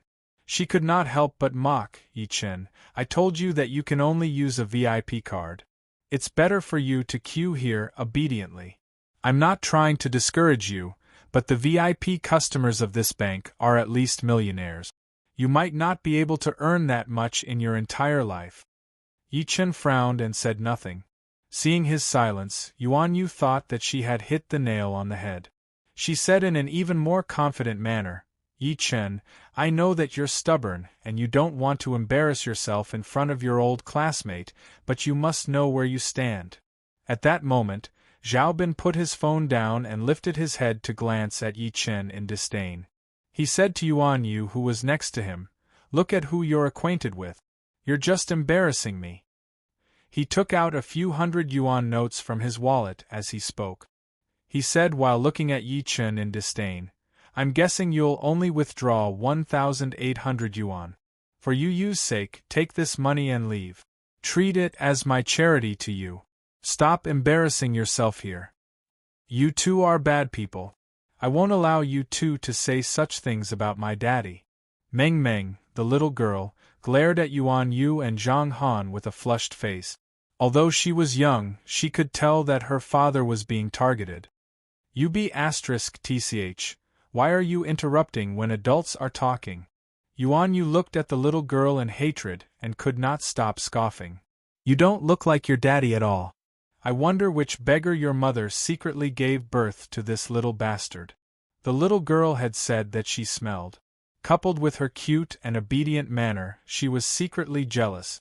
The little girl had never been scolded like that before. She started crying in the lobby. She was so sad that countless people could not help but stare at her. Yi Chen's expression turned cold as he walked to Yuan Yu one step after another. His voice was extremely cold. Apologize. What are you trying to do? Yuan Yu panicked when she saw him walking toward her. She regained her confidence when she realized that they were in a bank. Apologize? Did I say anything wrong? This be *TCH. Pa. Before she could finish her sentence, she felt a heavy slap on her face. Dead silence filled the lobby. Clearly, no one expected someone to hit her in a bank. Yuan Yu was stunned as she held her swollen left cheek. She could not stop shouting at Yi Chen when she snapped back to her senses. You piece of *T. How dare you hit me? Why did you hit me? Zhao Bin snapped back to his senses. His expression was terrifyingly grim. This slap is your punishment for speaking rudely. If not for the fact that you're a woman, you wouldn't even have the chance to speak now. The temperature in the lobby seemed to drop by over 10 degrees as soon as Yi Chen's extremely cold voice was heard. He had ignored Yuan Yu earlier purely because they were old classmates. Never had he thought that this woman would take a mile after being given an inch. A dragon had a reverse scale. One would definitely die if one touched it. His reverse scale was his family. Meng Meng stopped crying at that moment. She clapped her hands in joy with her eyes wide open. Good job, Daddy. Good job. If you can fight, you won't say anything.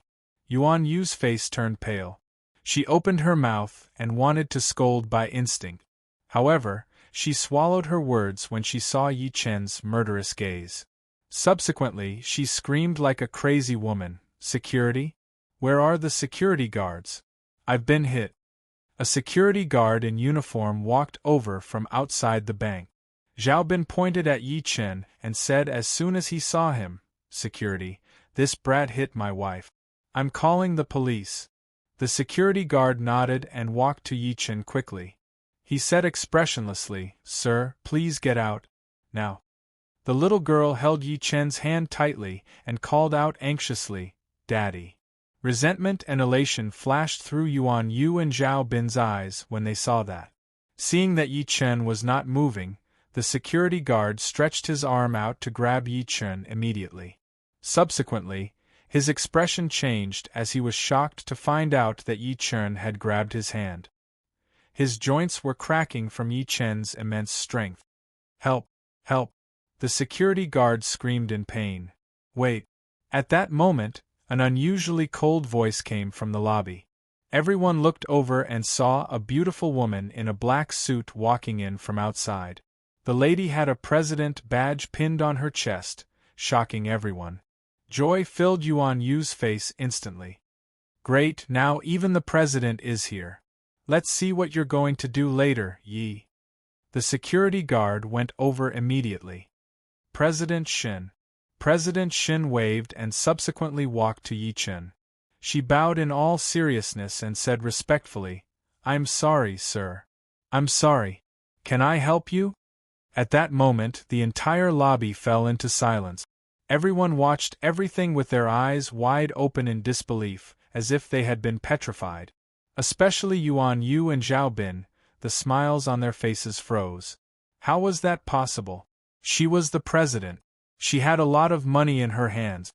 She was equivalent to the god of fortune. Even some of the bosses in the city government dared not offend her. However, she was so respectful to Yi Chen now. Chapter 29. I don't need your service. I just want to withdraw money. Yi Chen did not even look at President Shin. His expression was cold. You want to serve me when you're so ugly? Sure, please give me a moment. I'll handle it for you as soon as I can. President Shin bent over and took the black card from Yi Chen's hand respectfully. She walked to the VIP counter and handled it for Yi Chen personally after replacing the female saleswoman. Yuan Yu glared at Yi Chen in utter resentment. The president of the bank is serving you personally. Even the bank's VIPs don't get such treatment. I'd like to see how much you can withdraw. If he only took 1,800 yuan, then today's matter would be a lot of fun. After swiping the black card, 7 zeros popped up on the computer after Yi Chen keyed in the password. 20 million yuan. The female saleswoman who was standing aside, planning to watch Yi Chen make a fool of himself, screamed. Shock filled her face as she covered her mouth tightly with both of her hands. She looked like she could not believe it. The crowd gasped at the moment. In the beginning, nobody understood how Yi Chen, who was dressed shabbily, had alerted President Shin. They only snapped back to their senses when they heard the female saleswoman's scream. No wonder he was withdrawing money from the VIP counter. How could a person with 20 million yuan not be a VIP of the bank? Yuan Yu was dumbstruck at that moment. She then shouted emotionally, "Impossible! That's impossible! You guys must have seen it wrong, or there's something wrong with the bank system. How could this poor guy have 20 million yuan in his savings? She would not believe it even if she was beaten to death." "That's right, that must be it," Zhao Bin gulped and said with a horrified expression. He had used money to humiliate Yi Chen earlier. If he really had 20 million yuan in his savings, would that not mean that he had offended a billionaire? That's right, a billionaire. No tycoon would be dumb enough to deposit all of his wealth in the bank to earn interest. If he had 20 million yuan in his bank, including real estate such as luxury cars and villas, as well as stock futures, would that not make him a billionaire? Zhao Bin felt like the world was spinning as he thought to this point. "Sir, how much do you need to withdraw?"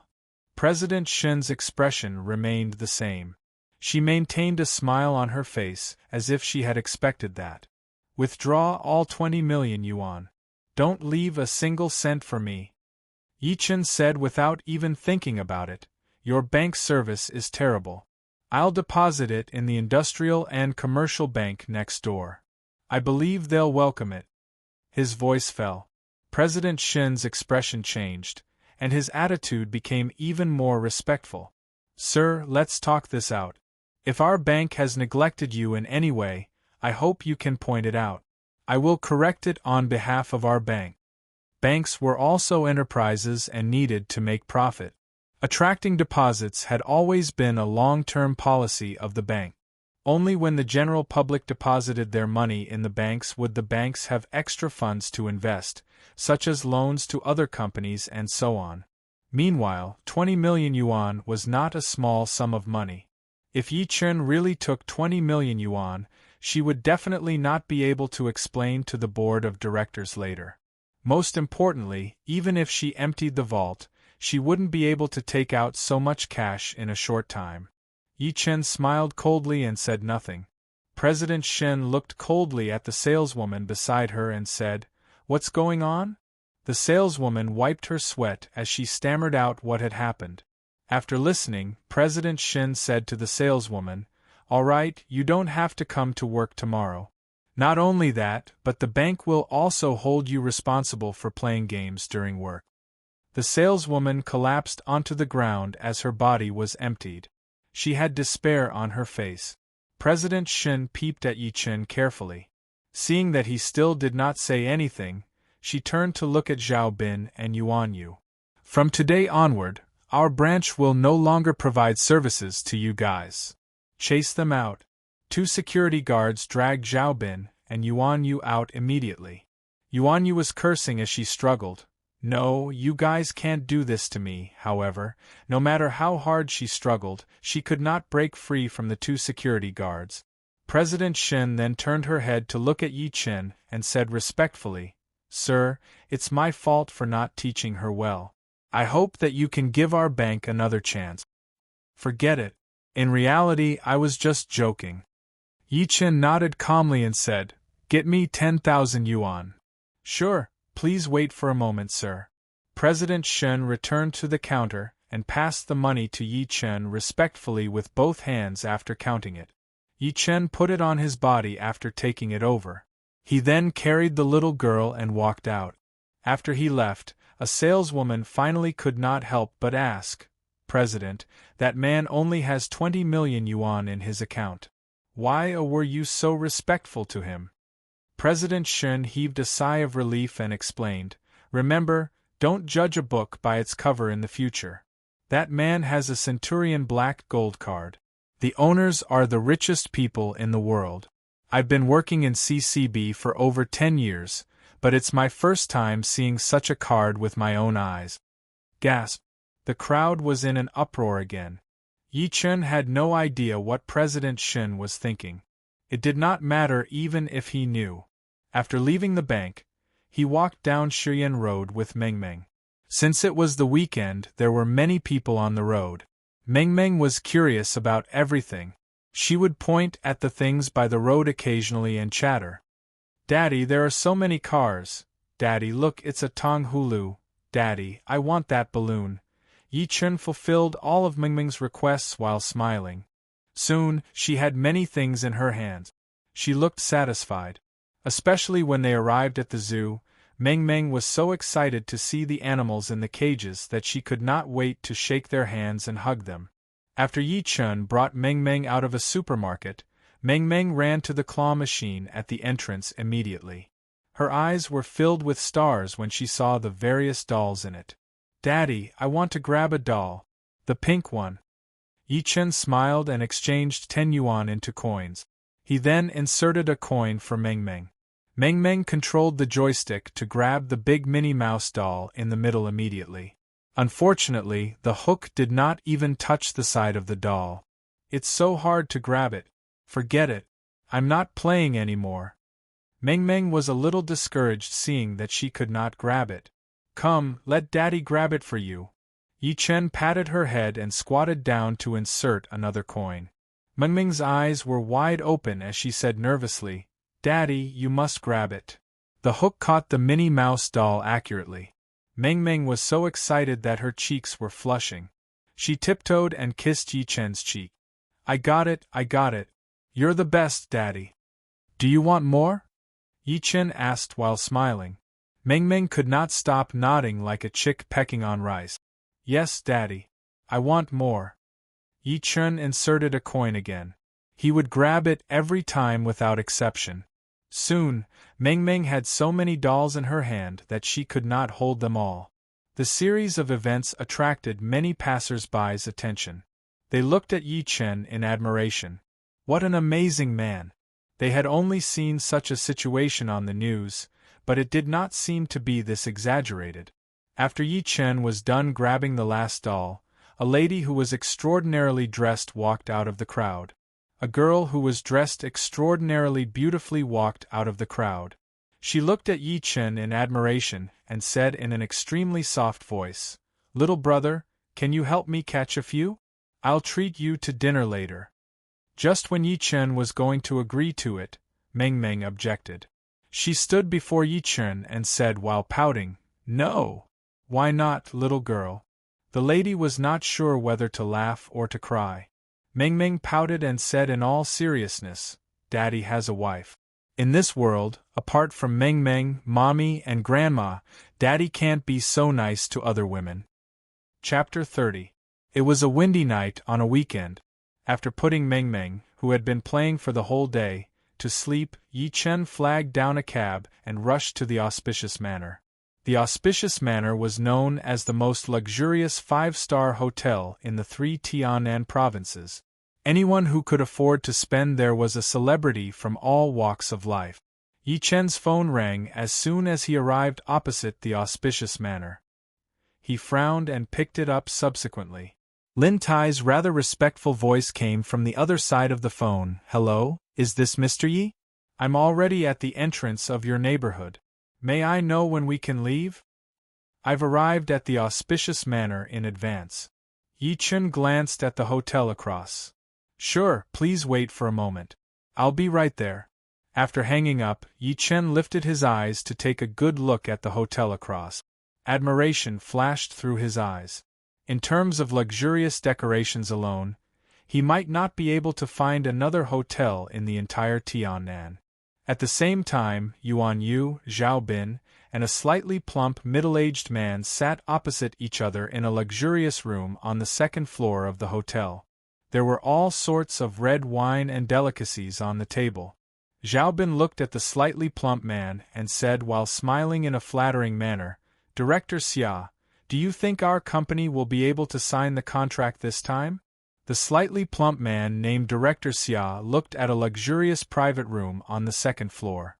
Subsequently, he picked up a glass of red wine and smiled calmly. "Don't worry. Since the chairman is here, we'll definitely get this deal worth 500 million yuan. So? Doesn't that mean we'll get a million yuan commission?" Yuan Yu said while blushing. Perhaps she was overly excited. She dropped the chopsticks in her hand behind her. She got up to pick them up immediately. Just when she was going to return to her seat, she looked downstairs through the window by instinct. She was instantly stunned. Zhao Bin asked while smiling, "What's wrong, Yu? Zhao Bin, come here now." Yuan Yu waved at him. When Zhao Bin walked to the window, she stretched her arm and pointed at a silhouette across the building. "Look, isn't that Yi Chen?" Zhao Bin looked down immediately and was shocked to see Yi Chen standing on the sidewalk across the hotel. His expression turned grim instantly, and he looked terrible as if he had just eaten a fly. "This brat is really haunting me. I can't believe I see him everywhere I go." As soon as he thought of the scene where the two of them were chased out of the bank during the day, he felt his face burning, as if he had suffered some great humiliation. Seeing the abnormality of the two, Director Xia asked curiously, "Xiao Zhao, what are you looking at?" "Nothing much, Director Xia. I just met a disgusting fellow." Zhao Bin smiled awkwardly and pulled Yuan Yu back to her seat. Director Xia raised his eyebrows and looked at him with a faint smile. "Do you have a grudge against him?" Just when Zhao Bin was going to speak, Yuan Yu, who was next to him, scoffed and said, "It's not just a grudge. It's a deep-seated hatred. Director Xia, you have no idea that we bumped into a man called Yi Chen when Zhao Bin and I went to the bank this morning. He's very arrogant. Not only did he call us trash, but he also said that our company is worthless. We were pissed when he said that." Director Xia slammed his wine glass hard on the table and said in his deep voice, "Did he really say that? Who is he?" "That's what he said." Yuan Yu nodded and said, "He's a nouveau riche with no background. He humiliated us and the company just because he has hundreds of thousands of yuan in his card." "Is that true, Zhao Bin?" Director Xia looked at Zhao Bin, his expression getting more and more terrible. Zhao Bin nodded immediately. "Great, that's great." Director Xia scoffed and got up. "Let's go. Bring me there. I'd like to see where he gets his confidence from." Zhao Bin followed him immediately. Yuan Yu, who was the last to leave, smiled in resentment. "Yi, don't think that you're so great just because you have 20 million yuan. Director Xia is the founding father of our company. His annual dividends are more than 20 million yuan. You'll suffer later." Just when Yi Chen was going to enter, when he arrived at the hotel entrance, he saw 3 people walking toward him. The leading man was dressed in a suit and looked wealthy. He had his eyes on Zhao Bin and Yuan Yu, who were behind the man. Surprise flashed through his face. Enemies are bound to meet. You're Yi Chen? Director Xia looked at Yi Chen in a threatening manner. If he had scruples about what Zhao Bin and Yuan Yu said earlier, he was completely relieved after seeing Yi Chen's ordinary attire. Yi Chen frowned. Who are you? He did not remember seeing this person before. Yuan Yu jumped out immediately upon noticing that her lie was going to be exposed. She scoffed. What? Yi, are you pretending that you don't know me after insulting me? I'm Xia Lu, the general manager of Yuchuang Technology, Director Xia said with an unfriendly expression. Yi Chen's expression turned grim. I don't care if you're a pervert or not. If there's nothing else, please move aside. Director Xia was enraged. Stop right there. I'm giving you a chance to apologize for insulting my company's employees and tarnishing my company's image. Yi Chen came to a realization when he looked at Zhao Bin and Yuan Yu, who were proud of themselves. He could not help but scoff. Brains are great, but it's a pity that you don't have one. The general manager of a company had fallen for 2 despicable people's words so easily. What right did he, the mad southern immortal, have to apologize? Director Xia, did you see that? He still doesn't respect you at a time like this. Yuan Yu proceeded to fan the flames. Young man, I'll say it again. Apologize. Otherwise, I have 100 ways to kill you. Director Xia's expression was extremely grim. Naturally, he was not a simple person to be able to become the general manager of the company. Yi Chen smiled too. He said after taking a deep breath in, I'll say it again. Move aside. Humans would not care about ants. However, when ants were courting death, a kick was all that was needed. Just when both parties were ready to fight, a man in uniform walked out of the hotel. What's going on? Director Xia scoffed when he saw the man. Manager Su, it's great that you're here. This brat is bullying my employee. What do you think we should do? Manager Su glanced at Yi Chen coldly and turned her head to say to Director Xia, Director Xia, our hotel doesn't allow people to cause trouble. You guys go in first. I'll handle this. Director Xia nodded in satisfaction. He then returned to the second floor with Zhao Bin and Yuan Yu, who looked smug. After they left, Manager Su looked at Yi Chen in disdain. Brat, I'll give you a chance. Fram. I'd like to know why they can go in? I can't go in, Yi Chen said calmly. Manager Su scoffed immediately. He's the director of the company. How can you compare yourself to him? Moreover, you've offended Director Xia. I can't let you in just because of that. How do you know that I've offended him and not the other way around? Yi Chen gave a short response and asked again. At the same time, a pair of glaring headlights shone from far away. Subsequently, a long Bugatti Veyron stopped at the entrance of the hotel. Why are you talking so much nonsense? Whatever Director Xia says goes. That's his identity, that's his status. Manager Su said impatiently when she saw that another boss had arrived. Scram now. Otherwise, I'll get someone to break your legs and toss you out. As soon as she was done speaking, a cold voice came from the Bugatti Veyron. Who are you asking to scram? 2 hunks in suits walked out of the car first.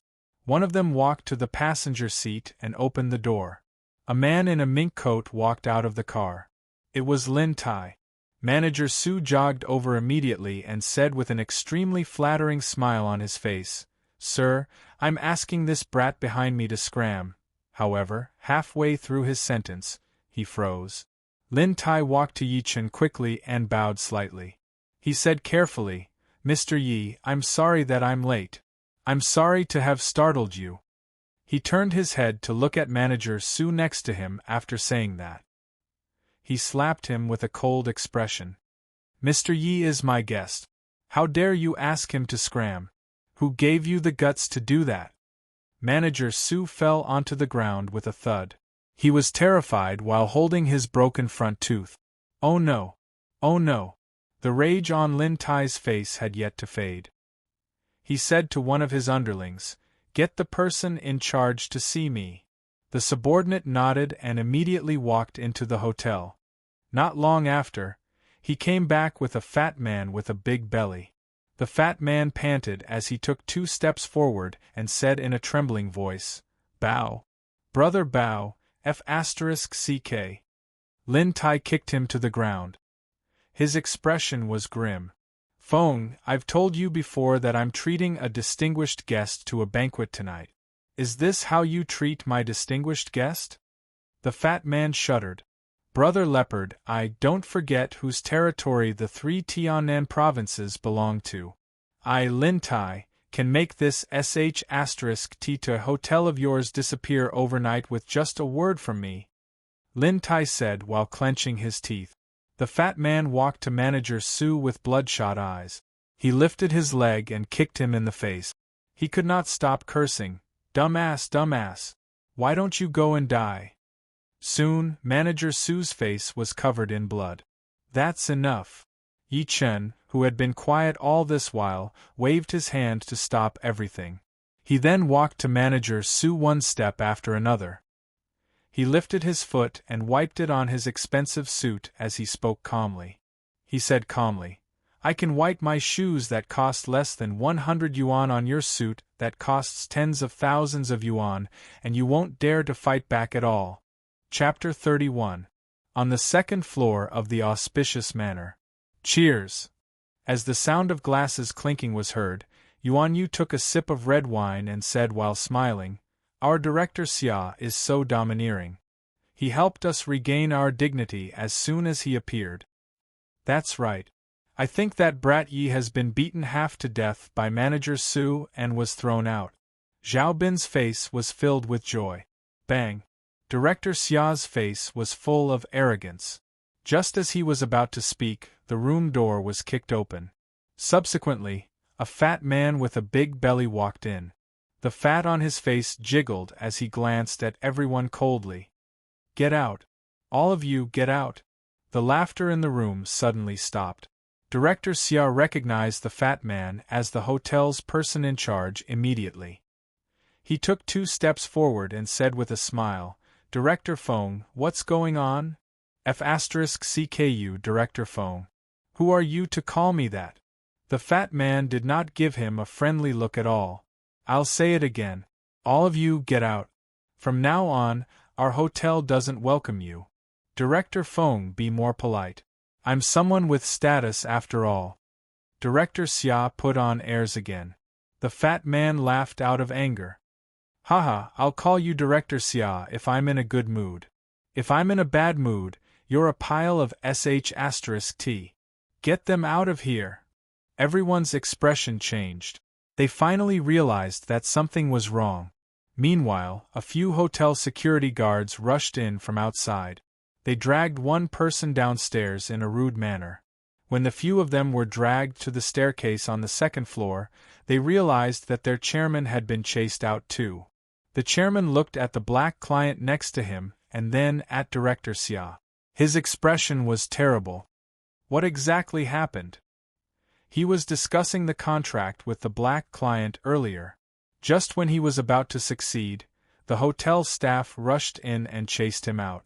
He Wei Jun was the chairman of a company after all. Since when had he been treated like that? Moreover, the loss of face was small. The main thing was that the 500 million yuan contract was gone. Director Xia revealed a smile that was uglier than crying. "Chairman, I don't know either." Piak. The chairman slapped him directly. His face turned pale. "You don't know? You guys must have offended someone." Director Xia was stunned at first. Then, he subconsciously looked at Zhao Bin and Yuan Yu beside him. He seemed to have thought of something as his face turned extremely pale. On the other hand, Zhao Bin and Yuan Yu couldn't understand why the hotel had suddenly gone crazy. When the few of them arrived at the first floor, they saw a few people walking toward them at the entrance. The leader was Yi Chen. Yuan Yu pointed at Yi Chen immediately and shouted at the fatty behind her, "Why can this piece of trash come in?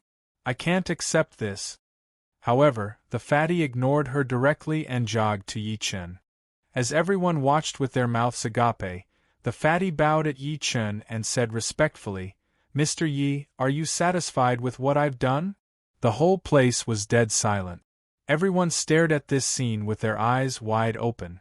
As the regional head of a 5-star hotel, he didn't even bother with celebrities from all walks of life. Now, he was actually bowing to a young man. Not only was he bowing, his tone was also very humble. Even the son of the Auspicious Manor's founder did not have to do that, right? Director Xia, who was the first to snap back to his senses, inhaled deeply. Although he had guessed that Yi Chen's identity was extraordinary, he did not expect him to be so terrifying. Zhao Bin and Yuan Yu fell onto the ground at the same time. Shock filled their faces, and they could not accept it. Yuan Yu, in particular, could not stop shaking. How was that possible? How was that possible? When they first met, Yuan Yu thought that Yi Chen was not doing well, so she mocked him. Never had she thought that he would turn into a tycoon who had 20 million yuan in his bank account. She was resentful after that, thinking that 20 million yuan was not that impressive. She got the general manager to humiliate Yi Chen. She thought that Yi Chen would end up like that, but never had she thought that he would turn into a big shot who was the head of the hotel again. Everything felt like a dream when she thought about it. The director was the calmest one among them. He came to a realization after looking at the situation and said coldly, "As the director, I hereby announce that General Manager Xia Lu, Marketing Supervisor Zhao Bin, and ordinary staff Yuan Yu are fired. From today onward, they'll never be hired again." He walked to Yi Chen immediately after saying that and said while smiling lightly, "Mr. Yi, I'm Wei Jun, the director of Yuchuang Technology. I didn't know that my staff offended you. I hope that you won't be mad at me." He was a smart man. He knew that his identity might be unreachable to ordinary people, but it was nothing to Yi Chen. Therefore, he dared not put on airs. The remaining energy in Zhao Bin and Yuan Yu's body faded completely upon hearing that. Oh no! Oh no! Xia Lu was bawling, regretting what he had done. Yi Chen smiled calmly facing Wei Jun's apology. "You don't have to do that, Director Wei. I've always been a person who distinguishes between kindness and hatred." Wei Jun was over the moon. He left with his people immediately. He did not even look at the 3 people on the ground. Yi Chen turned his head and said to Lin Tai, who was behind him, "Where's the room?" "It's on the highest floor, the VIP room." Lin Tai smiled and led the way. He led Yi Chen upstairs. Yi Chen. Yuan Yu, who was on the ground, suddenly sat up and cried, "Why? Why did you trick us like that? Since you're rich, why did you dress so shabbily in the beginning? Since you're a big shot, why didn't you tell us directly? Haha, is it fun to trick us?" Yi Chen fell into silence for a few seconds upon hearing that. He turned around and said, "There's no need for me, Yi Chen, to explain myself to anyone. 5 years ago, he had been drowned in the river. He had been through despair and life and death. The 3,000 years of cultivation experience had stabilized his Tao heart. He had seen through worldly things and vanity. Were luxury cars, villas, and luxury watches important? Moreover, he had to tell everyone he saw, "I'm rich, I know how to cultivate, don't mock me, and don't offend me." After saying that, Yi Chen went upstairs directly under Lin Tai's lead. Zhao Bin and Yuan Yu were chased out of the hotel one after another. Both of them wandered on the street like zombies. Their hearts were dead. Yuan Yu sobbed and said to Zhao Bin in despair, "Ah Bin, what do we do now?" "Piak." Zhao Bin slapped her face. His expression was ferocious. "What do we do? F*CKU. You B*TCH, it's all your fault. Why you slapped me?" Yuan Yu looked at him in disbelief, while covering her face. "Slapped you? I want to kill you." Zhao Bin kicked her and she fell onto the ground directly. He could not stop cursing. UB*TCH, it took me a lot of effort to become a manager, but I've lost everything now. This is what you get for looking down on me. This is what you get for not being able to control your mouth. Yuan Yu stretched her fingers out to grab him as she lost control. I'll kill you. Chapter 32. In the honorable private room on the 5th floor of the auspicious manor, Yi Chen sat on the host's seat while servants in uniforms served the dishes from time to time. After the tens of dishes were served, someone brought a bottle of Bordeaux red wine that was known as the Queen of Wine in Enamel Country. Lin Tai poured 2 glasses and picked one up. He got up and said to Yi Chen while looking at him, Mr. Yi, I'm a rough guy, so I won't say much. This is a toast to you as an apology for Bao Kuan's usury. After saying this, he drank half of the glass of red wine in one gulp and poured another glass. Without changing his expression, he said, I'll toast you again with this glass. I apologize for my subordinate, Viper, who offended you and your friend at the internet cafe. Another glass was poured after that. This is a toast to you as well. I'm sorry that you were neglected by the hotel earlier. Lin Tai's cheeks were finally flushed after drinking 3 glasses of red wine. He clapped hard and the door opened. 2 hunks walked in with a young man. The young man was Brother Viper, whom Yi Chen had met at the internet cafe earlier. Lin Tai shouted, Viper, kneel to Mr. Yi now. Plop. Viper knelt hard onto the floor and looked at Yi Chen with determination. Mr. Yi, I failed to recognize you last time. I'm here to apologize to you today. I'll take responsibility for what I've done. I just hope that you won't blame Brother Leopard. Viper stretched his arm and picked up a glass from the table. He picked up a cup from the table and knocked it against the corner of the table.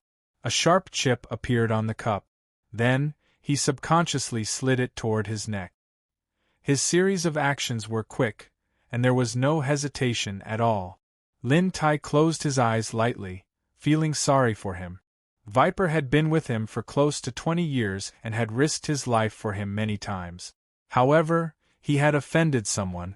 Moreover, it was someone that even he could not afford to offend. At that moment, Yi Chen picked up a peanut. Yi Chen picked up a peanut and flicked his finger. The peanut charged at the venomous snake at high speed. Ding! Viper felt his arm go numb, so he let go by instinct. The glass in his hand fell to the ground and shattered. Mr. Yi, this, Lin Tai and Viper looked at Yi Chen at the same time. Confusion filled their faces, but they were secretly shocked because Yi Chen's attack earlier was just too fast. Yi Chen glanced at Viper, a smile appearing on his cold face. I respect that you're a man, so you should keep your life. Viper was dumbfounded. That's it? Lin Tai, on the other hand, was over the moon. He slapped his head and scolded jokingly, Brat, Mr. Yi has forgiven you. Hurry up and thank him. Thank you, Mr. Yi. Thank you, Mr. Yi. Viper only snapped back to his senses then. He kowtowed to Yi Chen like he was pounding garlic. All right, get up. Yi Chen took a sip of the red wine before him and looked at the duo. Lin Tai, the grudge between you and me has been resolved before this, so you don't have to be afraid of me. As long as you don't offend me, you're still the underground king of Tianan. Of course, if you're stubborn and insist on trying my blade, I can satisfy you too. Although he sounded calm, Lin Tai could still sense the coldness in it. He gulped immediately and said, I dare not. Don't worry about that, Mr. Yi. At the end of his sentence, he took out a key from his pocket and handed it to Yi Chen respectfully. Mr. Yi, I know that you're not an ordinary person. You don't like gold and silver. Coincidentally, I have a villa with a nice environment. Please accept it as my apology. Please accept it, Mr. Yi. Viper bowed as well. Although he said that, he was secretly shocked. The reason being the key that his boss gave him was the key to the 9 Dragons Bay villa. 9 Dragons Bay could be considered the best location in the entire Lin City. It was currently being developed, but the price of the property had risen to 18,000 yuan. That was only the price of the land at the border. Meanwhile, the transaction price of 9 Dragons Bay was at least 50 million yuan. Yi Chun thought about it and accepted the key after noticing the duo's fear and trepidation. It was good to have this villa. He would treat it as his and Yuhan's wedding home. Thank you for accepting it, Mr. Yi. I'll get Viper to bring you there personally after we're done eating. Lin Tai smiled in relief. Not only did he want to apologize to Yi Chun, but he also wanted to befriend him. Yi Chun nodded and began eating with his chopsticks. Just when he was halfway through his meal, someone knocked on the door. Lin Tai said while frowning, "Please come in." A man in a chef's uniform and a mask walked in with a plate of roasted lamb leg in his hand. He said while smiling, "Mr. Lin, this is an extra dish that our kitchen has specially prepared for you. Put it down. Don't come in without my permission," Lin Tai said while calming down. Yi Chen took a good look at the chef. He seemed to have noticed something as he smiled without saying anything. The chef passed by Lin Tai with the roasted lamb leg. Just when he was going to put it on the table, Viper, who was standing aside, suddenly said in a stern voice, "Wait." Viper, who was at the side, suddenly said sternly, "Wait, there's a bloody smell on you. You're not a chef." Lin Tai could not help but look at the chef while frowning. "You must be joking, sir. I'm a chef. It's inevitable that there's blood on me when I'm killing cows and lambs," the chef said while smiling unnaturally. Viper scoffed. "You're right, but I smell human blood. Also, 5-star hotels don't have to kill cows and lambs themselves." He had been killing people on the streets with Lin Tai when he was young, so he had seen many bloody scenes. Therefore, he could smell human blood just by smelling it. A ferocious gleam flashed through the chef's eyes. He picked up the plate and smashed it at Lin Tai's head. "Brother Leopard, watch out!" Viper had a drastic change of expression. He charged at the chef without saying anything.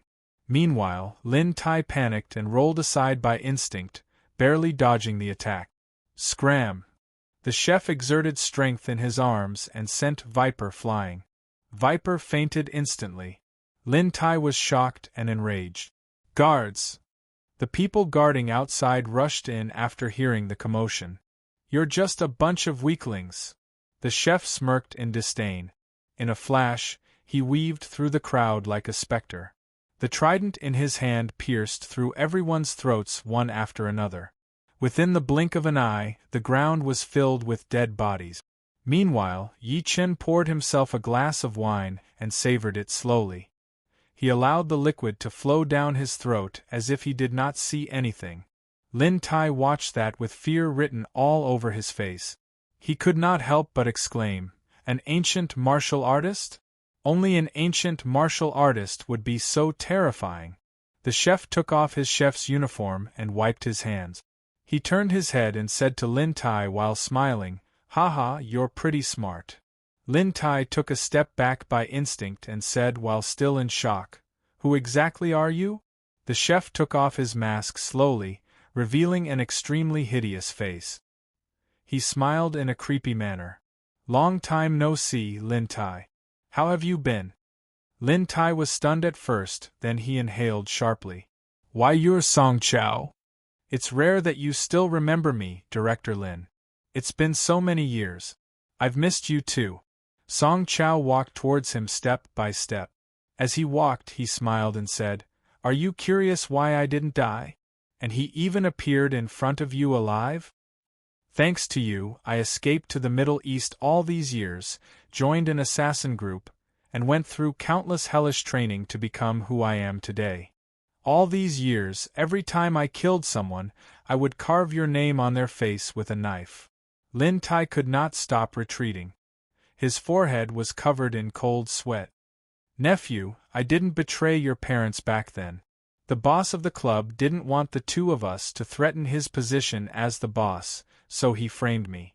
I, Lin Tai, can swear to God that I even sent people to search for you after you were shot into the water." Song Chao licked the blood stains on the triangular thorn. "Those old guys back then are almost all dead. Dead men tell no tales. What's the point of saying all this? So, go to hell. His voice fell. Song Chow's face was filled with killing intent. He charged at Lin Tai in a flash with a cruel grin on his face. Lin Tai had nowhere to retreat to. Coupled with the fact that his few underlings were all dead, he could not help but close his eyes as despair filled his face. My life is over. Chapter 33. Song Chow was shocked when he heard this. He hurriedly stopped in his tracks and looked back. He saw a young man sitting at the table behind him. The young man was facing him and eating the food in his bowl with his head lowered. He ate in an orderly manner, as if he did not see the situation at the scene and the corpses on the ground. Brat, were you the one who said those words just now? Song Chow's face was extremely gloomy. He merely glanced at Yi Chen when he came in. He did not pay much attention to him, seeing that he was young and dressed casually. Subsequently, he focused all of his attention on Lin Tai. Come to think of it, if an ordinary person were to witness such a scene, they would have run away in fright. However, the other party did not do so. Either he didn't know the immensity of heaven and earth, or he had something to rely on. Song Chow did not dare to let his guard down. Yi Chen ignored his question. Instead, he put down his chopsticks and wiped his mouth with a piece of tissue. He said, Lin Tai, have you thought about it? As long as you submit to me, no one can kill you. No one dares to kill you? What an insolent kid. Song Chow was enraged.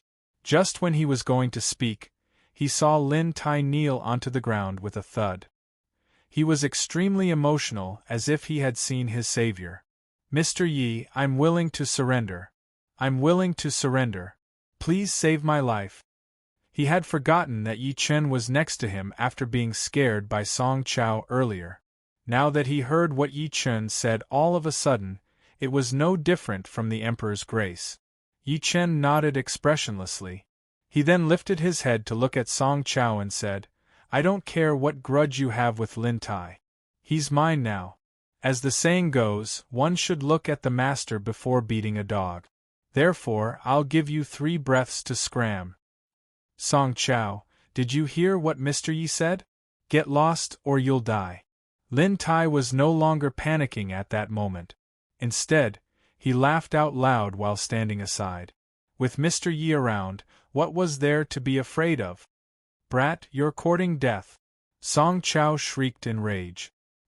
His face was completely replaced by a ferocious expression as he threw a punch out. The wind from the punch whistled as he charged at Yi Chen with intense energy covering his body. At the same time, he glared at Yi Chen's expression, trying to see the fear of death on his face. However, Yi Chen shook his head. Forget it. I've already given you the chance, but you didn't cherish it. His voice fell. A pair of chopsticks appeared in his hand, followed by a soft sound, like the sound of bones being pierced. Song Chow's body suddenly froze. His eyes were wide open and his face was filled with disbelief. A chopstick appeared on his forehead. Half of the chopsticks were stuck deep into the skull. Bang! Song Chow's body fell back heavily and finally hit the ground. His fear and unwillingness gradually dissipated along with his remaining consciousness. It really did not take more than 3 breaths from the moment he attacked to the moment he died. He did not even touch the corner of Yi Chen's shirt. Lin Tai, who was standing aside, looked horrified. Song Chow, who had instantly killed over a dozen of his subordinates and caused him to be completely defenseless, had died just like that? He was killed by a chopstick. Although he was mentally prepared, Lin Tai could not help but be shocked by how terrifying Yi Chen was. When he regained his senses, he hurriedly walked over to Song Chow's corpse and gave him a hard kick. He grinned evilly and said, Little bastard, you still want to kill me? Tui. I'm still alive and kicking. Why don't you get up and kill me? He turned his head to look at Yi Chen immediately and said while laughing, Mr. Yi, you're just too powerful. I'm impressed. He noticed the ferocious gleam that flashed through Yi Chen's eyes as he spoke halfway. He shuddered by instinct and knelt before Yi Chen immediately. He lowered his head and said while trembling, "Lin Tai greets master." At that moment, the pride and arrogance that rose within him vanished.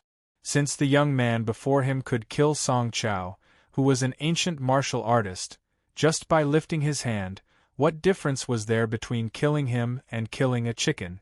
What was the difference between killing him and killing a chicken? Yi Chen glared at him coldly. He only sat down after Lin Tai's back was drenched in sweat. He said expressionlessly, "Get up. Call me my lord from now on." "Yes, my lord." Lin Tai felt like he had been pardoned. He got up and wiped his sweat. He stood aside extremely respectfully and bowed slightly, looking like he would follow Yi Chen's orders. Yi Chen nodded in satisfaction and said, "Don't worry. I won't ask you to hand over your power, and I won't ask about your business. If I have something for you to do, you must do your best. Of course, you can pretend to be obedient to me. I believe there are many people in the entire Lin City who want to replace you." "I dare not, my lord." Lin Tai's heart sank and he knelt onto the ground again immediately. Yi Chen softened his tone and moved his lips slightly. "I'll give you a mission now.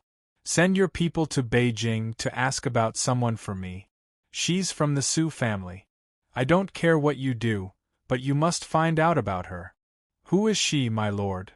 Lin Tai could not stop nodding and asked by instinct. "Her name is Su Yuhan. She's my wife." Yi Chen did not stay any longer after saying that. He got up and left the auspicious Manor Hotel. A while later, Venomous Snake on the ground woke up. He was shocked to learn that Lin Tai had acknowledged Yi Chen as his master. "Brother Leopard, it took you so much effort to get to where you are now. Are you willing to be under someone else? You fool! What do you know?" Lin Tai glared at him and walked straight to the window. He said sincerely as he looked at the night sky, "My lord isn't an ordinary person. He's a powerhouse. To be exact, he's like a king. Although I've been through fighting and killing for most of my life, I still feel insignificant before him. Why would someone like my lord be interested in a mere Lin City? On the contrary, this is an opportunity for me, Lin Tai. As long as I follow my lord's footsteps, I might be able to return to that hateful place one day and reclaim the dignity that I once had." Venomous Snake moved his lips but said nothing. Although Lin Tai had been nice to him all these years, he had no idea where his boss came from. Why did he not have a considerate woman by his side? After Yi Chen left the hotel, a lady staggered past him when he walked to the street to flag down a car. She reeked of alcohol. "It's her?" Yi Chen frowned as he recognized that she seemed to be his daughter's teacher, Olan. Why was she drunk in the middle of the night? After hesitating for a moment, Yi Chen decided to follow her. After all, she was Mengmeng's teacher. She was nice to Mengmeng. Moreover, Yi Chen had a good impression of her after spending time with her last time. In order not to scare her, Yi Chen slowed down on purpose so that there was always a distance between them. Some 10 minutes later, Olan walked to a man-made lake while she was drunk. Chapter 34. The sound of someone falling into the water was heard. "Oh no!" Yi Chen flashed and appeared by the lake within the blink of an eye. He stretched his arm out and grabbed. Olan, who had fallen into the water, was sucked up. Her wet, delicate body fell into his embrace. He hurriedly stretched out his hand and subconsciously held her firm and bouncy buttock. Olan did not move. Clearly, she had fainted. Yi Chen could not help but force a smile as he sensed the softness on his arm. He wanted to put her on the ground, but he thought it would be inappropriate for him to do that. After shaking his head, he carried Olan and walked to the hotel nearby.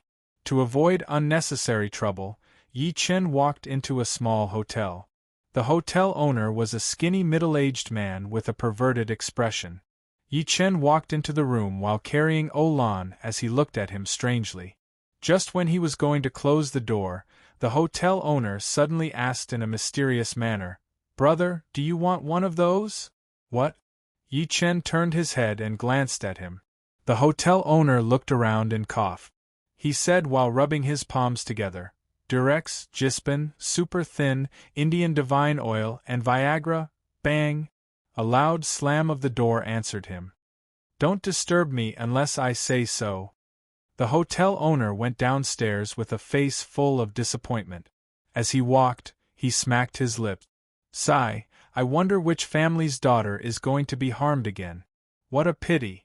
That face of hers is 1,000 times better than my old woman's. That skin is so fresh, those legs. Yi Chen heard the hotel owners mumbling clearly. He put Olan on the bed with a grim expression and glanced at her by instinct. He could not help but feel his heart flutter.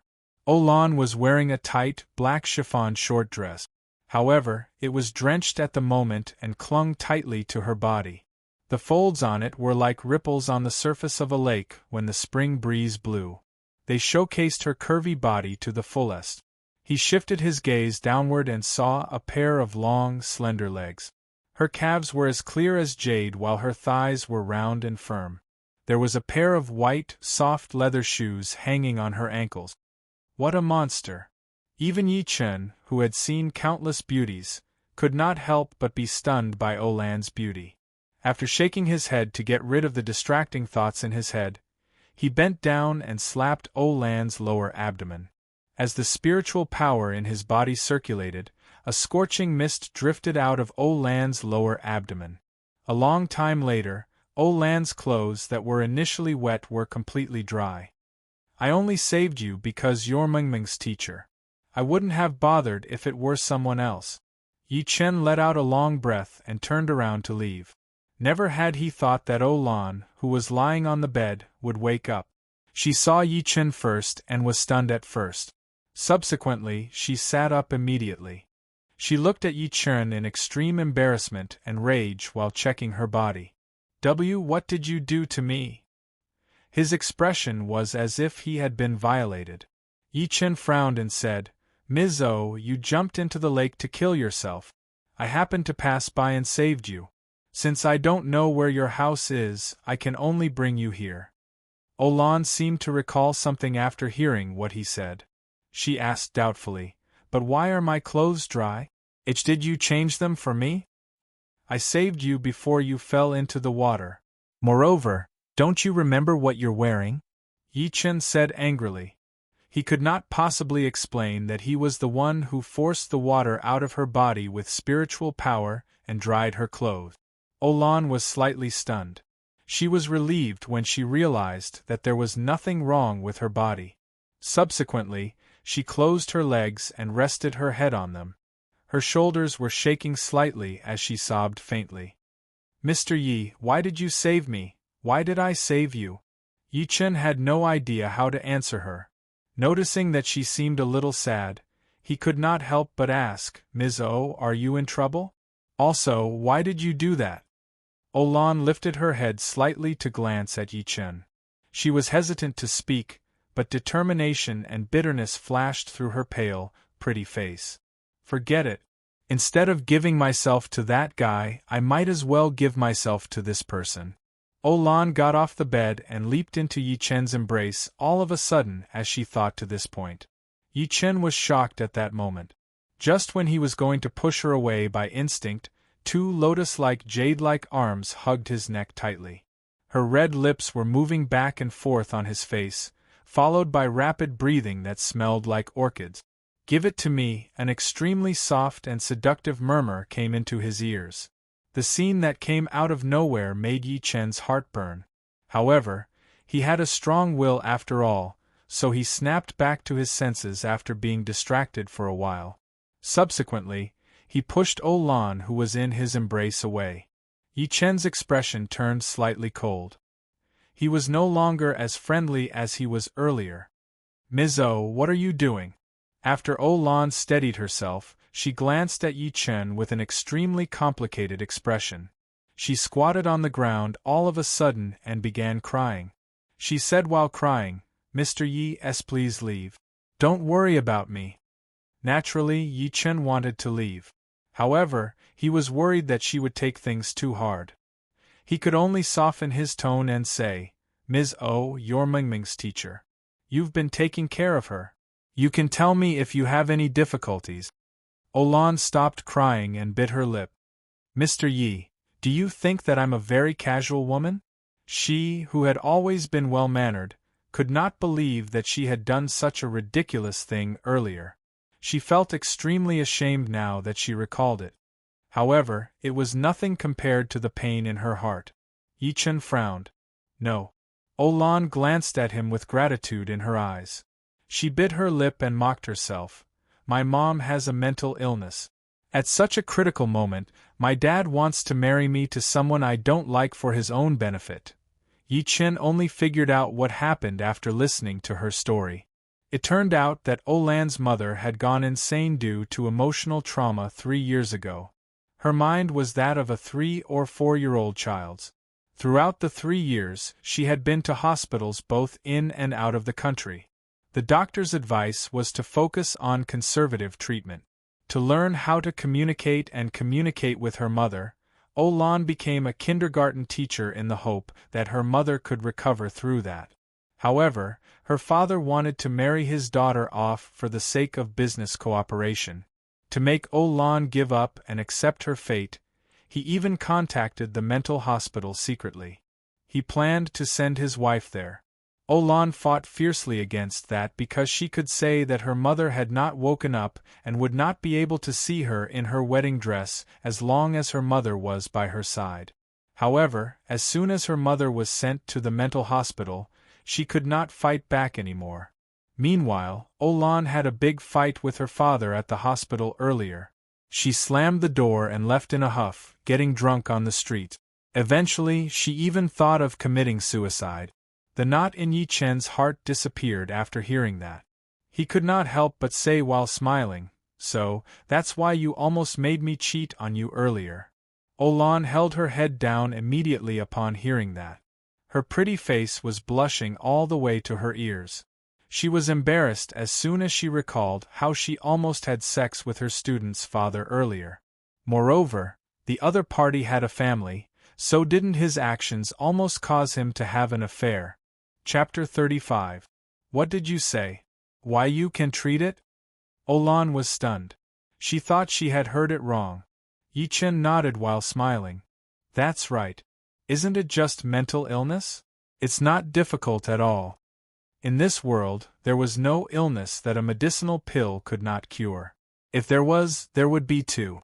Meanwhile, the vitality pill happened to be able to cure mental illness.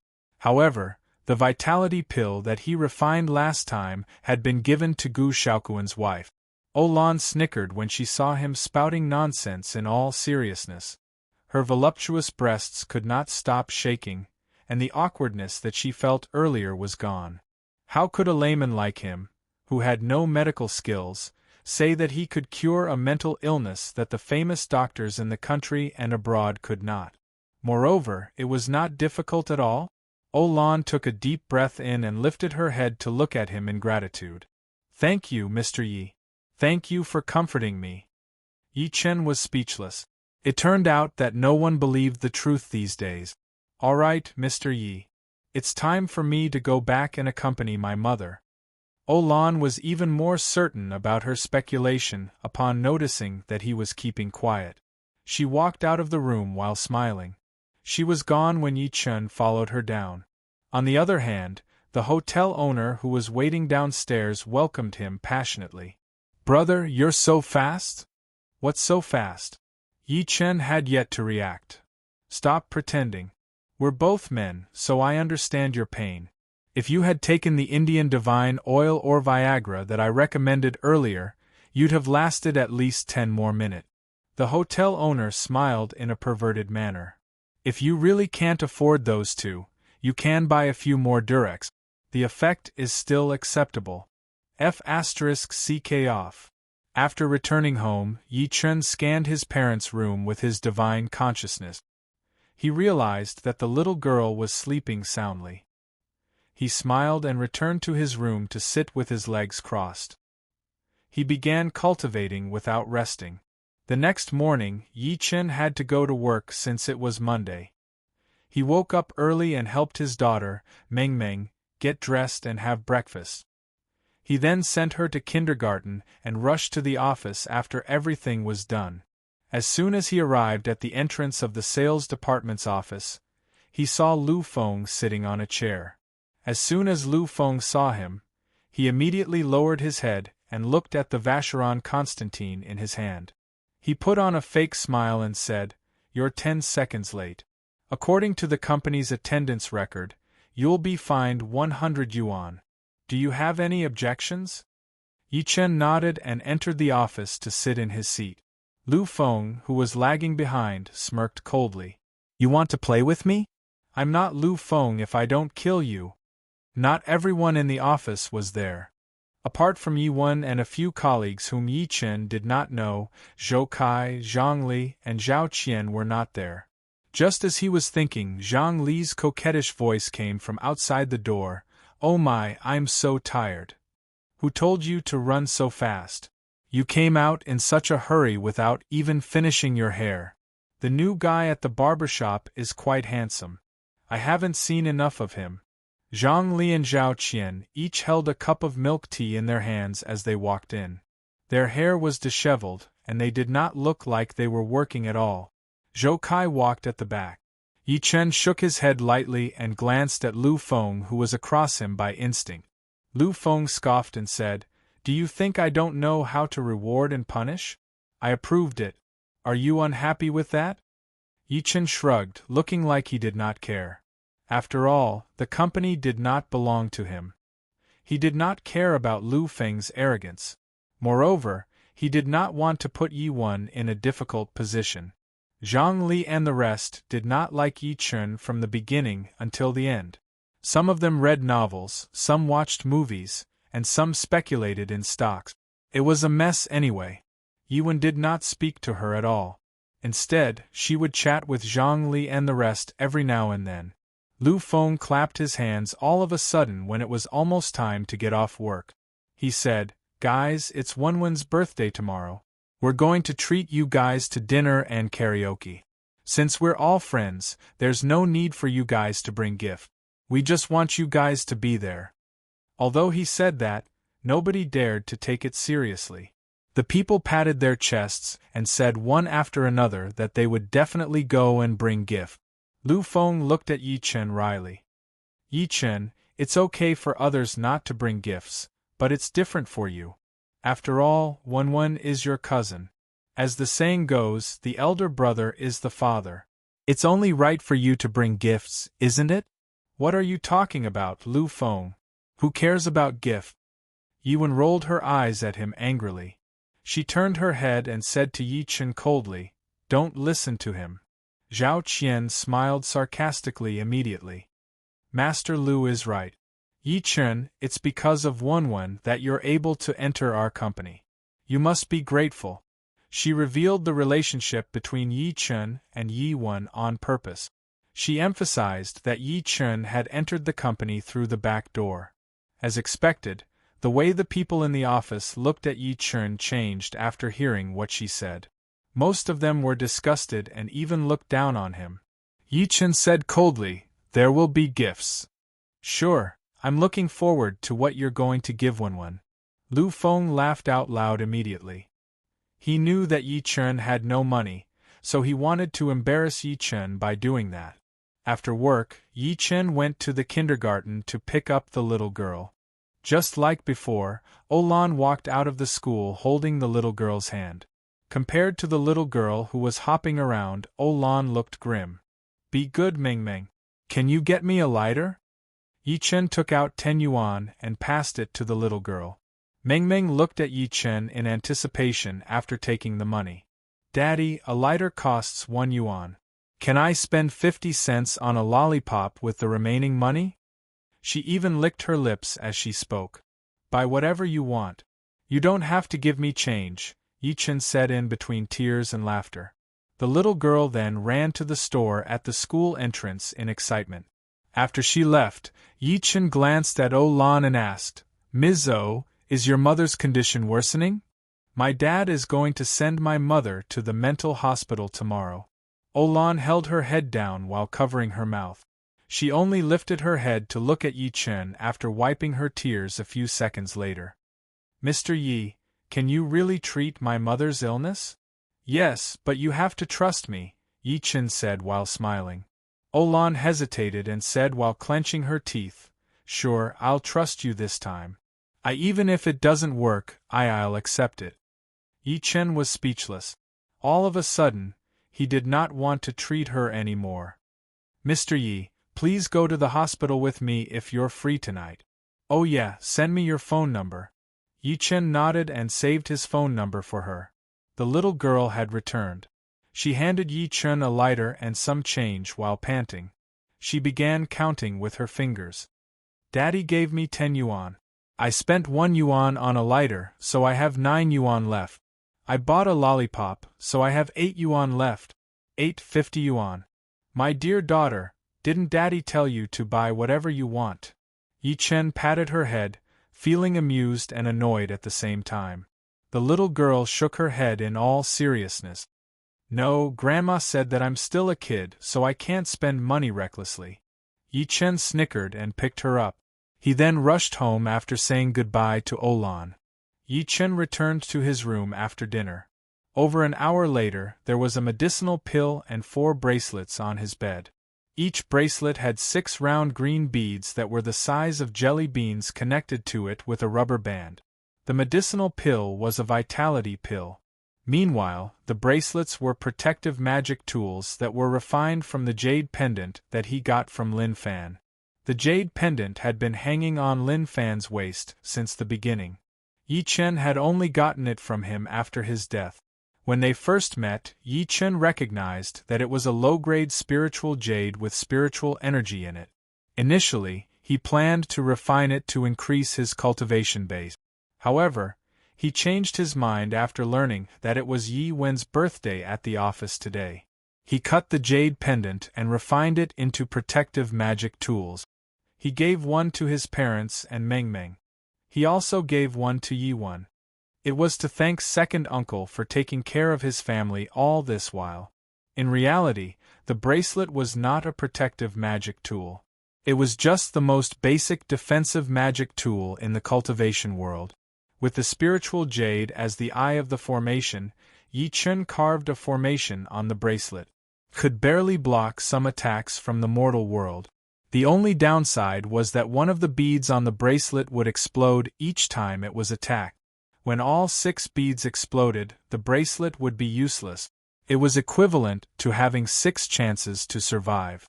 Chapter 36. Yi Chen received a message from Olan when night fell. He walked out of the house after changing his clothes.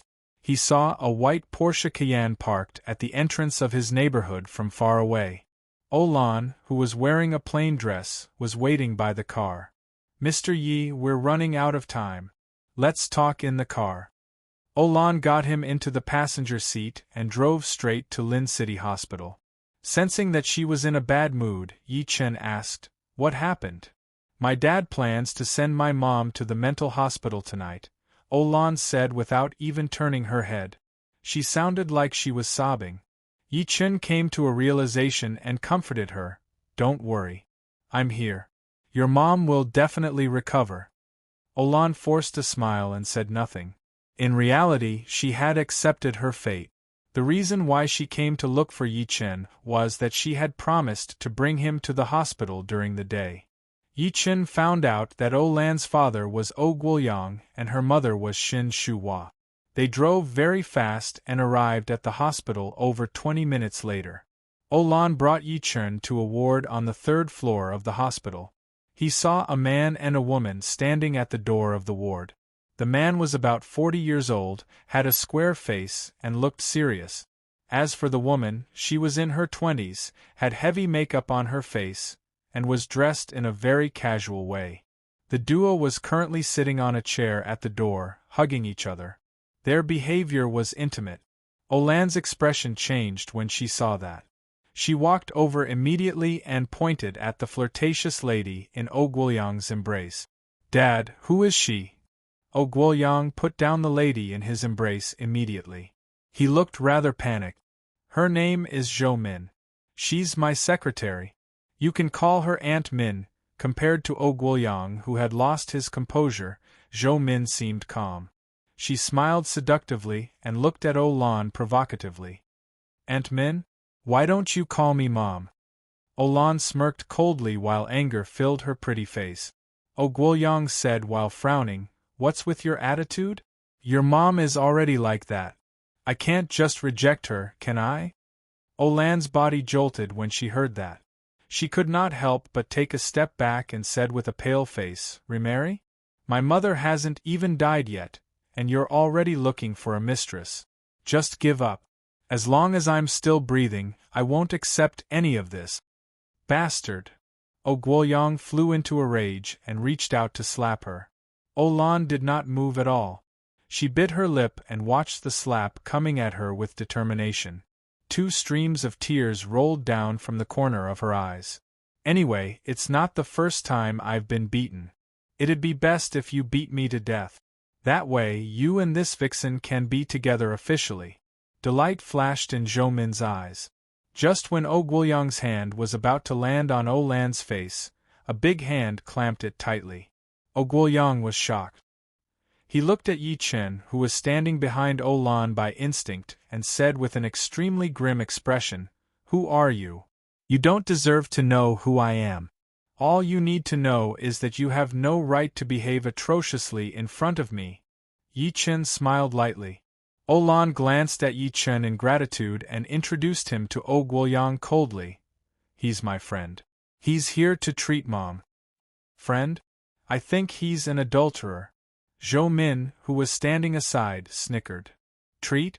Oh Lan, it's not that I want to criticize you, but I can't believe that your mother got an adulterer to trick us. She took a good look at Yi Chen in disdain as she spoke. But isn't your taste too bad? I can't believe that you got such a bumpkin to be your adulterer. Piak. Before she could finish her sentence, she received a heavy slap on the face. This slap made her fall to the ground. At that moment, Oh Guoyang was stunned. Oh Lan covered her red lips with her hand. Disbelief filled her beautiful eyes. Mengming's father would hit someone just because of a disagreement. Is he that violent? However, it feels pretty good. Zhou Min glared at Yi Chen in resentment while covering her face that was in excruciating pain. How dare you hit me? Yi Chen smirked, revealing his white teeth. B***sh, I'll dare to kill you if I hear that word again. Do you believe me? Although he was smiling, his words were laced with a thick chill. Why you? Zhou Min opened her mouth, but she dared not continue cursing in the end. The reason being she had a faint feeling that the young man before her might really kill her if she acted the way she did earlier. Oh Guoyang, who snapped back to his senses, said while glaring at Yi Chen angrily, Why, how dare you hit me? Do you know who I am? I don't care who you are. If you can't control your mouth, you'll end up like her. Yi Chen looked at him coldly. Oh Guoyang was enraged at that moment. He said while glaring at Oh Lan, Look at what kind of man you found. Are you trying to piss me off? He's not the man I'm looking for. No, he's not my man, Oh Lan explained by instinct. Oh Lan explained by instinct. Realizing that she was making things worse, she said with teary eyes, I really found Mr. Yi to treat Mom. You know your mother's illness better than me. You've gone to all the famous doctors in the country and abroad. Do you think this brat can treat her? Oh Guoyang smiled instead of being mad. Zhou Min said coldly, Could it be that this brat has fallen for your beauty, so he's trying to get close to you on purpose? And no, that's not it. Oh Lan was so anxious that tears were rolling down her cheeks. However, she realized that her explanation was weak. She did not even have enough confidence. After all, even she did not believe it herself.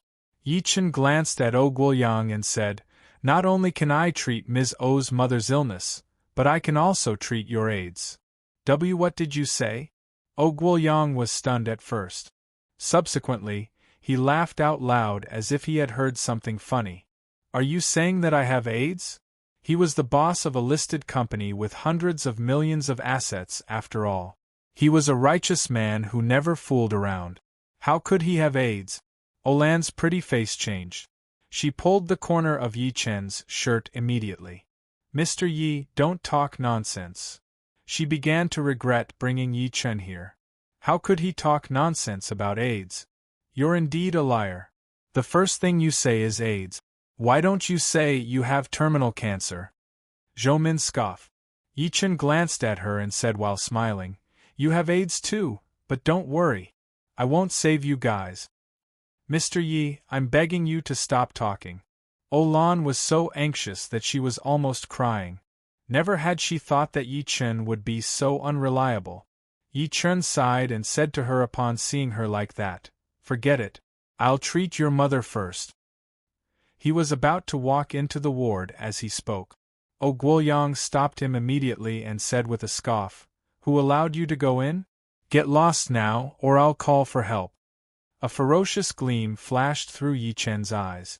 Guoyang froze completely as if he had been petrified. What did you do to him? Zhou Min's expression changed. Her body froze before she was done speaking. Chapter 37. Don't worry. I've only sealed their acupuncture points. They'll be able to move in an hour. Oh yeah, help me look after them at the door. Don't let anyone in. Yi Chen walked straight into the ward and locked the door after saying that. He saw a middle-aged lady with messy hair sitting on the bed. She was giggling while holding a doll in her arms. Her collar was wet from her drool that flowed down her chin. She was clearly Lan's mother, Shen Shuhua. Yi Chen walked over by instinct and removed the doll from her hand. Before she could scream, he stretched his arm and tapped between her brows to freeze her. He then took out the vitality pill and fed it to her. He then slapped the top of her head to refine the vitality pill quickly. Over 10 minutes later, the vitality pill was completely refined. Yi Chen waved and unsealed her acupuncture point.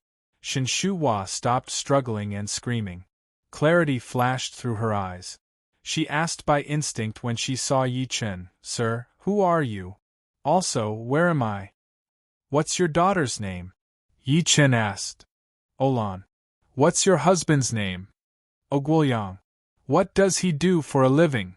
He runs a department store. Yi Chen asked some questions one after another. Shen Shuhua answered all of them clearly and correctly. Yi Chen then said while smiling, Auntie Shen, congratulations on your recovery. Come with me to meet your daughter. Then, he told her about the treatment and walked out of the ward with Shen Shuhua. Lan, who was guarding outside, walked over immediately. Mr. Yi? My mom. She noticed Shen Shuhua behind Yi Chen halfway through her sentence. She was stunned and called out by instinct, Mom. Lan. Shen Shuhua walked over and hugged her emotionally. She cried, My darling daughter. Mom, why you're alright? Are you alright?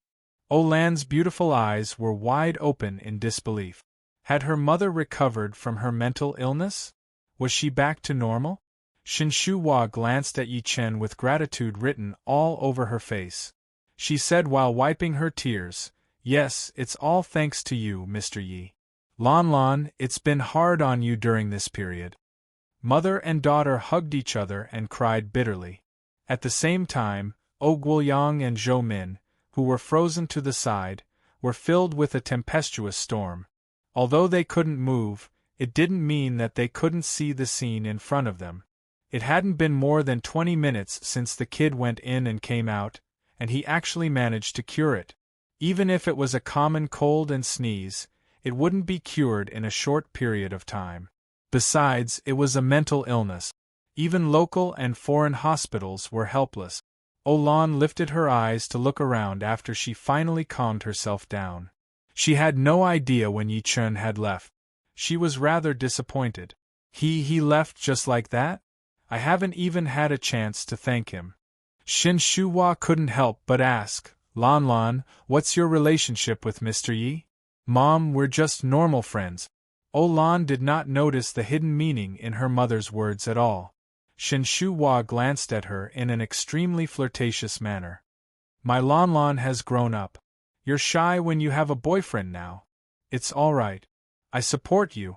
Moreover, although Mr. Yi looks a few years older than you and he looks mediocre, His medical skills are amazing and he's kind. I don't have to worry if you're with him in the future."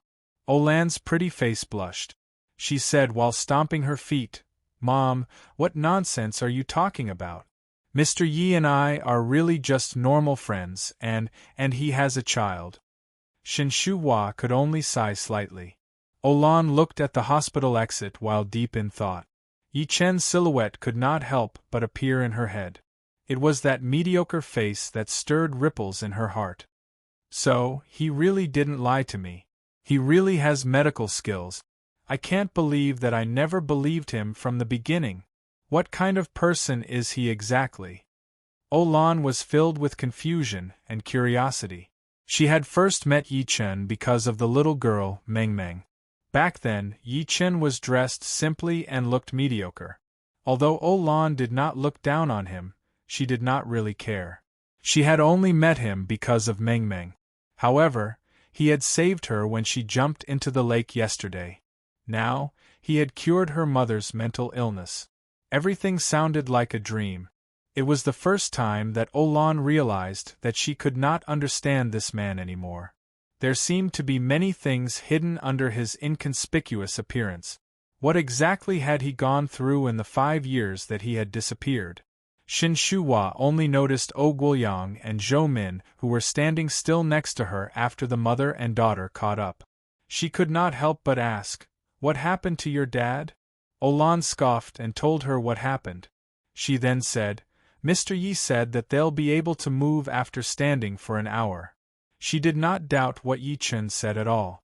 Shinshua looked at Guoyang and Zhou Min with a complicated expression on her face. She said after a sigh, "Forget it. Get the doctor here and see if they can unseal your dad's acupuncture point. We'll talk about what happened between me and your dad later." Although Olan was unwilling, she went to get the doctor as she was told. Soon, the entire hospital was alerted. The hospital had sent out all of the Chinese medicine experts who were well versed in the human body's acupuncture point. However, they were shocked to find out that so many of them could not unseal Guoyang and Zhou Min's acupuncture point. An old Chinese medicine doctor with gray hair, who was holding a walking stick, stood among the crowd. He could not help but exclaim while looking at Guoyang and Zhou Min, who were standing still, "Magical skill. It's simply a magical skill. I've been studying the human body's acupuncture points for over 60 years. I've learned from a renowned Chinese medicine master who has passed away, but I can't even tell how the person sealed Mr. O and Zhou Min's acupuncture points. This person must be a Chinese medicine expert hiding among the people or a martial arts expert. Moreover, his research on the human body's acupuncture points surpasses all of us. It's not an exaggeration to say that he's the number one in acupuncture points," another old expert said while shaking. Everyone chimed in one after another, and the entire entrance of the ward was in a mess. Guoyang and his companion had impressively become monkeys in the zoo, being pointed at by everyone. A young doctor said angrily, "Why are you talking so much? What should we do now? We can't just let them stand here, can we? Why don't we just move them to the bed?" Someone was going to carry Guoyang as they spoke. "Don't move." The old Chinese medicine doctor who spoke earlier stopped them immediately. "Don't move. Before we figure out what's going on, don't touch their acupuncture points that have been sealed." "What will happen if I move them?" The young doctor was rather unconvinced. The old Chinese medicine doctor took a deep breath and said very seriously, "Once you touch them and accidentally touch other acupuncture points, it will be even more difficult to unseal them. It might even threaten their lives. I once saw a person in Vietnam who had his acupuncture points sealed.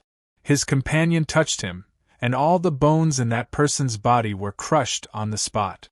Guoyang and Zhou Min were almost scared to death when they heard that. They looked at the people around them who had looks of disbelief on their faces and were ready to move. They almost cursed out loud. "F***ck, don't do this to me." The hospital director stood up and said, "If that's the case, let them stand for an hour. We'll talk about it if they can't do it by then." Everyone nodded, and then looked at Oh Guoyang and Zhou Min with their big and small eyes. More than 10 minutes later, the sound of 2 farts was heard.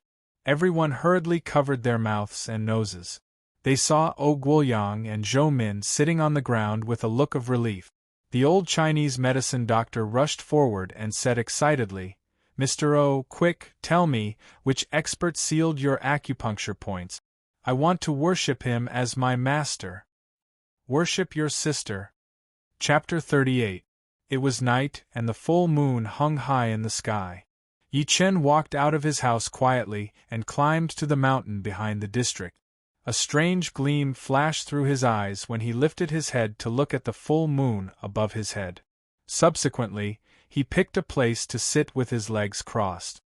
He performed a series of hand seals and activated the artifact immortal method quietly. A small, dark green bottle appeared in his hand as he thought to himself. The bottle was as clear as jade and was approximately the size of a baby's palm. There were birds, beasts, insects, and fish carved all over it. It did not even have a lid. Yi Chen looked at it quietly with a nostalgic expression on his face. He mumbled to himself, "Old buddy, we meet again." It was the immortal drift bottle. Back then, Yi Chen had gotten it after he was drowned in the river. He had traveled to the cultivation world because of it. With its ability to mature spiritual medicine, Yi Chen managed to cultivate to the immortal venerable stage within a short 3,000 years and eventually ascend to the heavenly emperor's throne. Throughout the 3,000 years, Yi Chen had not studied it thoroughly. He had no idea what it was made of or if it had any other abilities. Under the moonlight, the immortal drift bottle shook slightly. Subsequently, it emitted a weak green glow. Yi Chen's expression remained the same as if he was used to it. He took out a wrinkled, black lump that was the size of a walnut after the green glow faded. He had gotten it from the Jiolong antique city previously. It had even triggered the immortal drift bottle back then. The reason why he was only studying it now was that the immortal drift bottle could not produce the mysterious green liquid unless there was a full moon. Yi Chen fell into silence for a moment and placed it on a piece of fertile soil.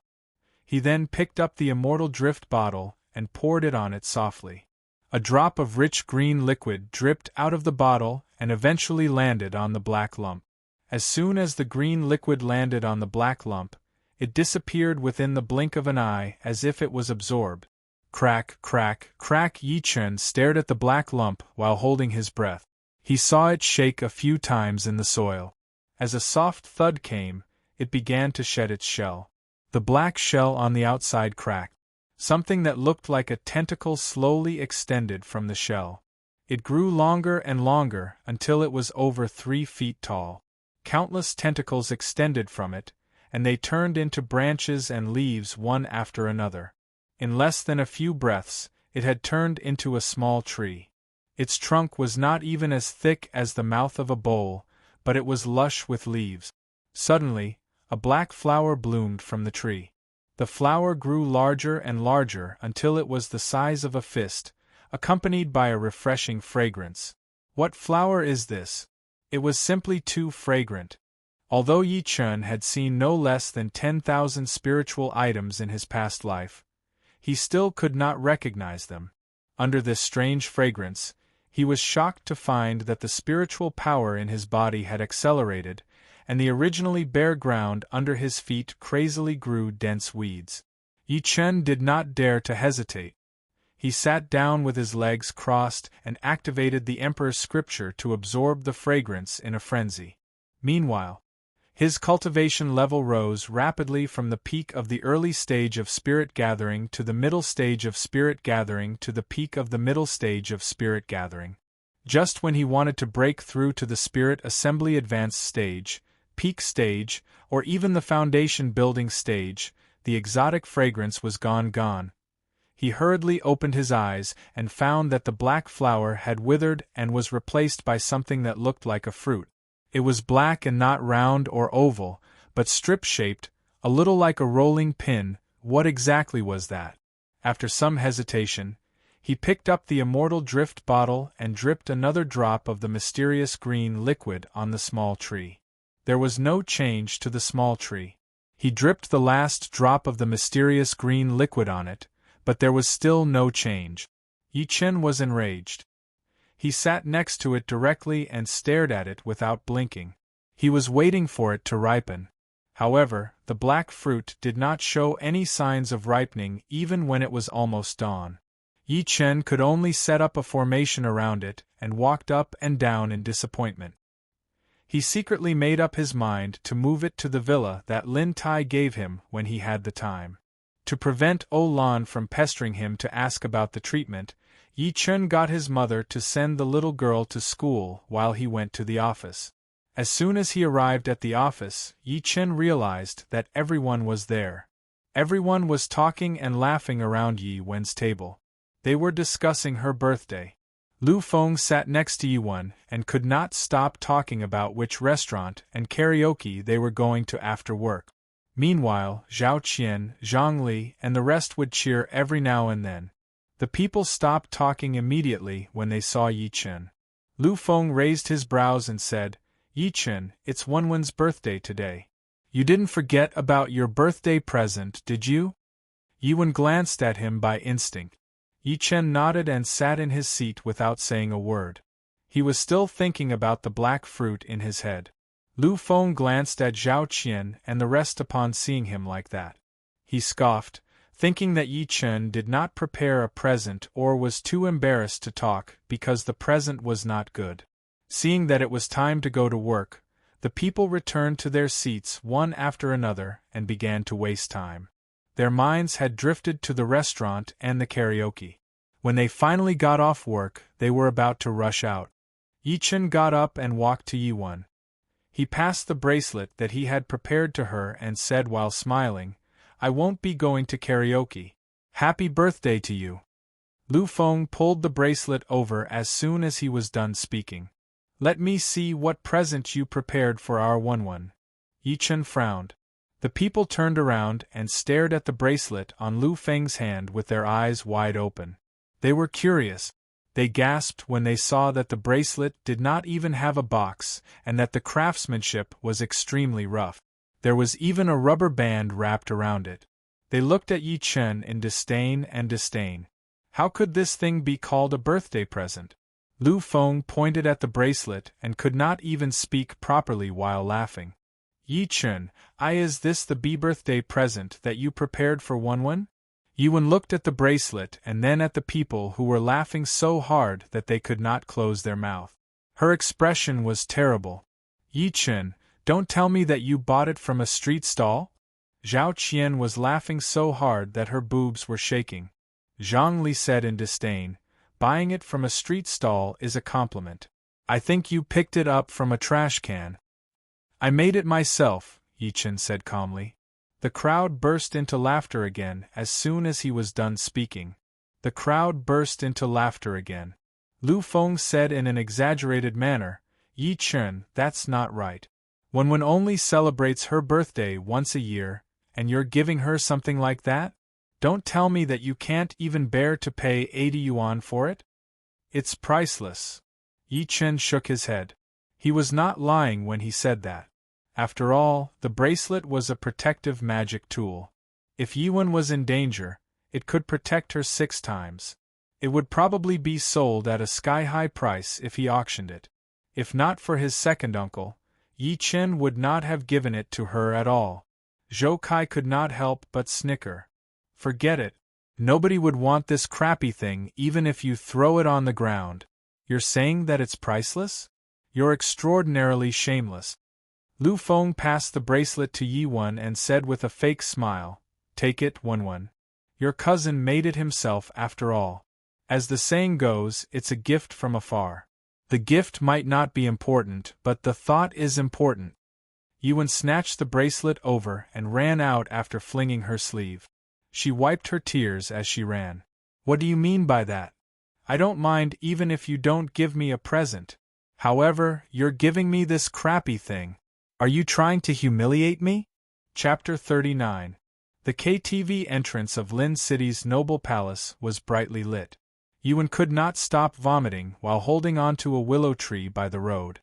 She was crying as she vomited. She looked like a drunken lunatic. Why? Yi Chen, what exactly did our family owe you in our past life? Why do you have to stick to us like a piece of plaster? Who do you usually put on a straight face for? If it weren't for my dad, I wouldn't even bother to look at you. You're almost 30.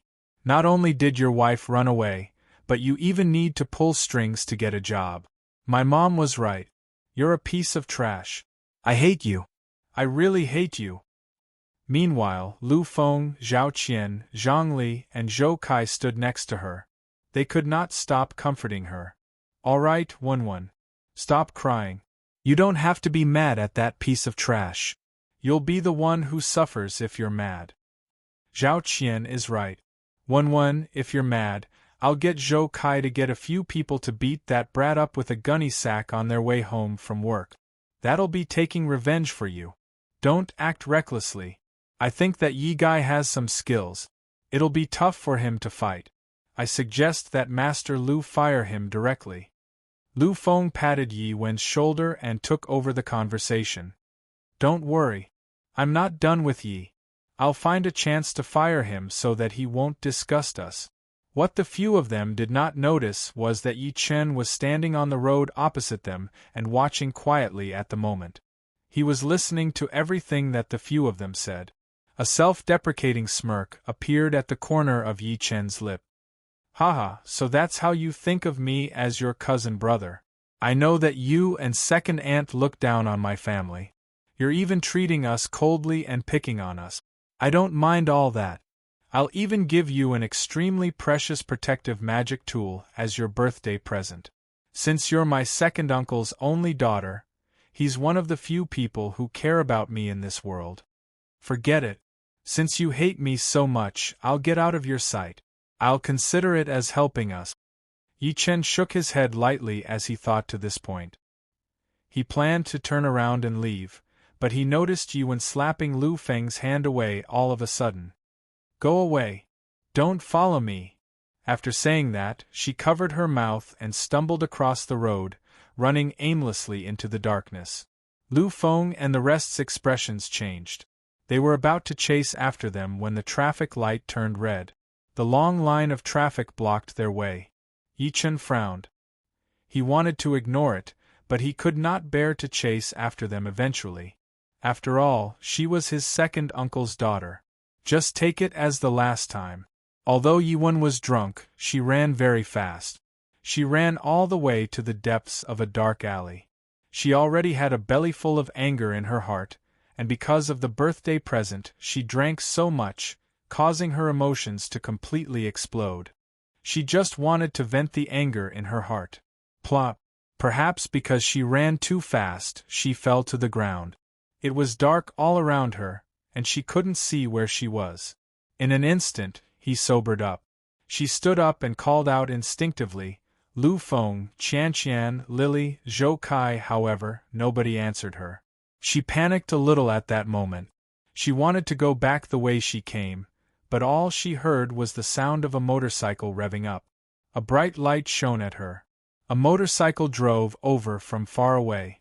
There were two young men on it. One was tall while the other was short. They were wearing earrings and had dyed their hair yellow and green. The duo was stunned to see Yi Wen at first. Subsequently, they took a good look at her. Brother, this chick is hot. The short young man's eyes lit up as he gulped by instinct. The tall young man looked at Yi Wen with a perverted expression. He said while rubbing his hands together, "She's not just hot. I can't believe that we brothers would meet such a masterpiece here." Yi Wen's pretty face changed. She could not help but take a step back. What are you guys trying to do? What else can we do? Of course, we're going to F***CKU. The tall young man smirked as the perverted look in his eyes grew. Yi Wen fell onto the ground in shock. She said while shaking, "Don't come over. Otherwise I'll scream for help." "Scream all you want. It's useless even if you scream yourself hoarse in this **T2I place," the tall young man chuckled. Just when he was going to pounce, the short young man scratched his head and said, "Brother, why does this sound familiar? It seems to be a classic dialogue between bad guys who molest women in dramas. And then? The tall young man said impatiently. The short young man hesitated and said, usually, when the villain screams and nobody comes to save you, even if you scream yourself hoarse, the hero will come to save the damsel in distress. The tall young man turned his head to look immediately. He turned his head and slapped the short young man directly when he did not see anyone. Czar, how can you believe such a melodramatic plot? Hurry up and hold this chick's legs. Don't let her move. He pounced at Yiwen directly after saying that. Gotcha. As a crisp sound came, the thin dress on Yiwen's body was torn directly, revealing a large patch of her body. No, no. Yiwen struggled with all her might. Her body could not stop shaking as tears rolled out of her eyes uncontrollably. At that moment she was filled with regret. She regretted running to this place where nobody knew her after getting drunk. Little did she know that her resistance had triggered the two young men. Another crack was heard, and Yiwen's sling broke. Brother, cover her mouth first. Don't let her scream. It'll be your turn after I'm done. The tall young man stretched his arm out to undo his belt. No, I'm begging you guys. Yiwen covered her private part tightly as despair filled her heart. No? You'll keep saying that you want it later. You women are always cheese. The tall young man scoffed. Just when he was about to do something more while lying on her, he heard footsteps coming from behind all of a sudden. The footsteps were neither fast nor slow, but they were clear as if they were strolling in a park.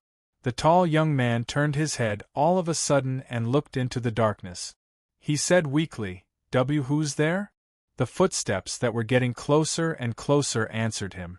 The short young man gulped as he had goosebumps. Brother, don't tell me it's a ghost. I'm not even afraid of living people. Why would I be afraid of ghosts?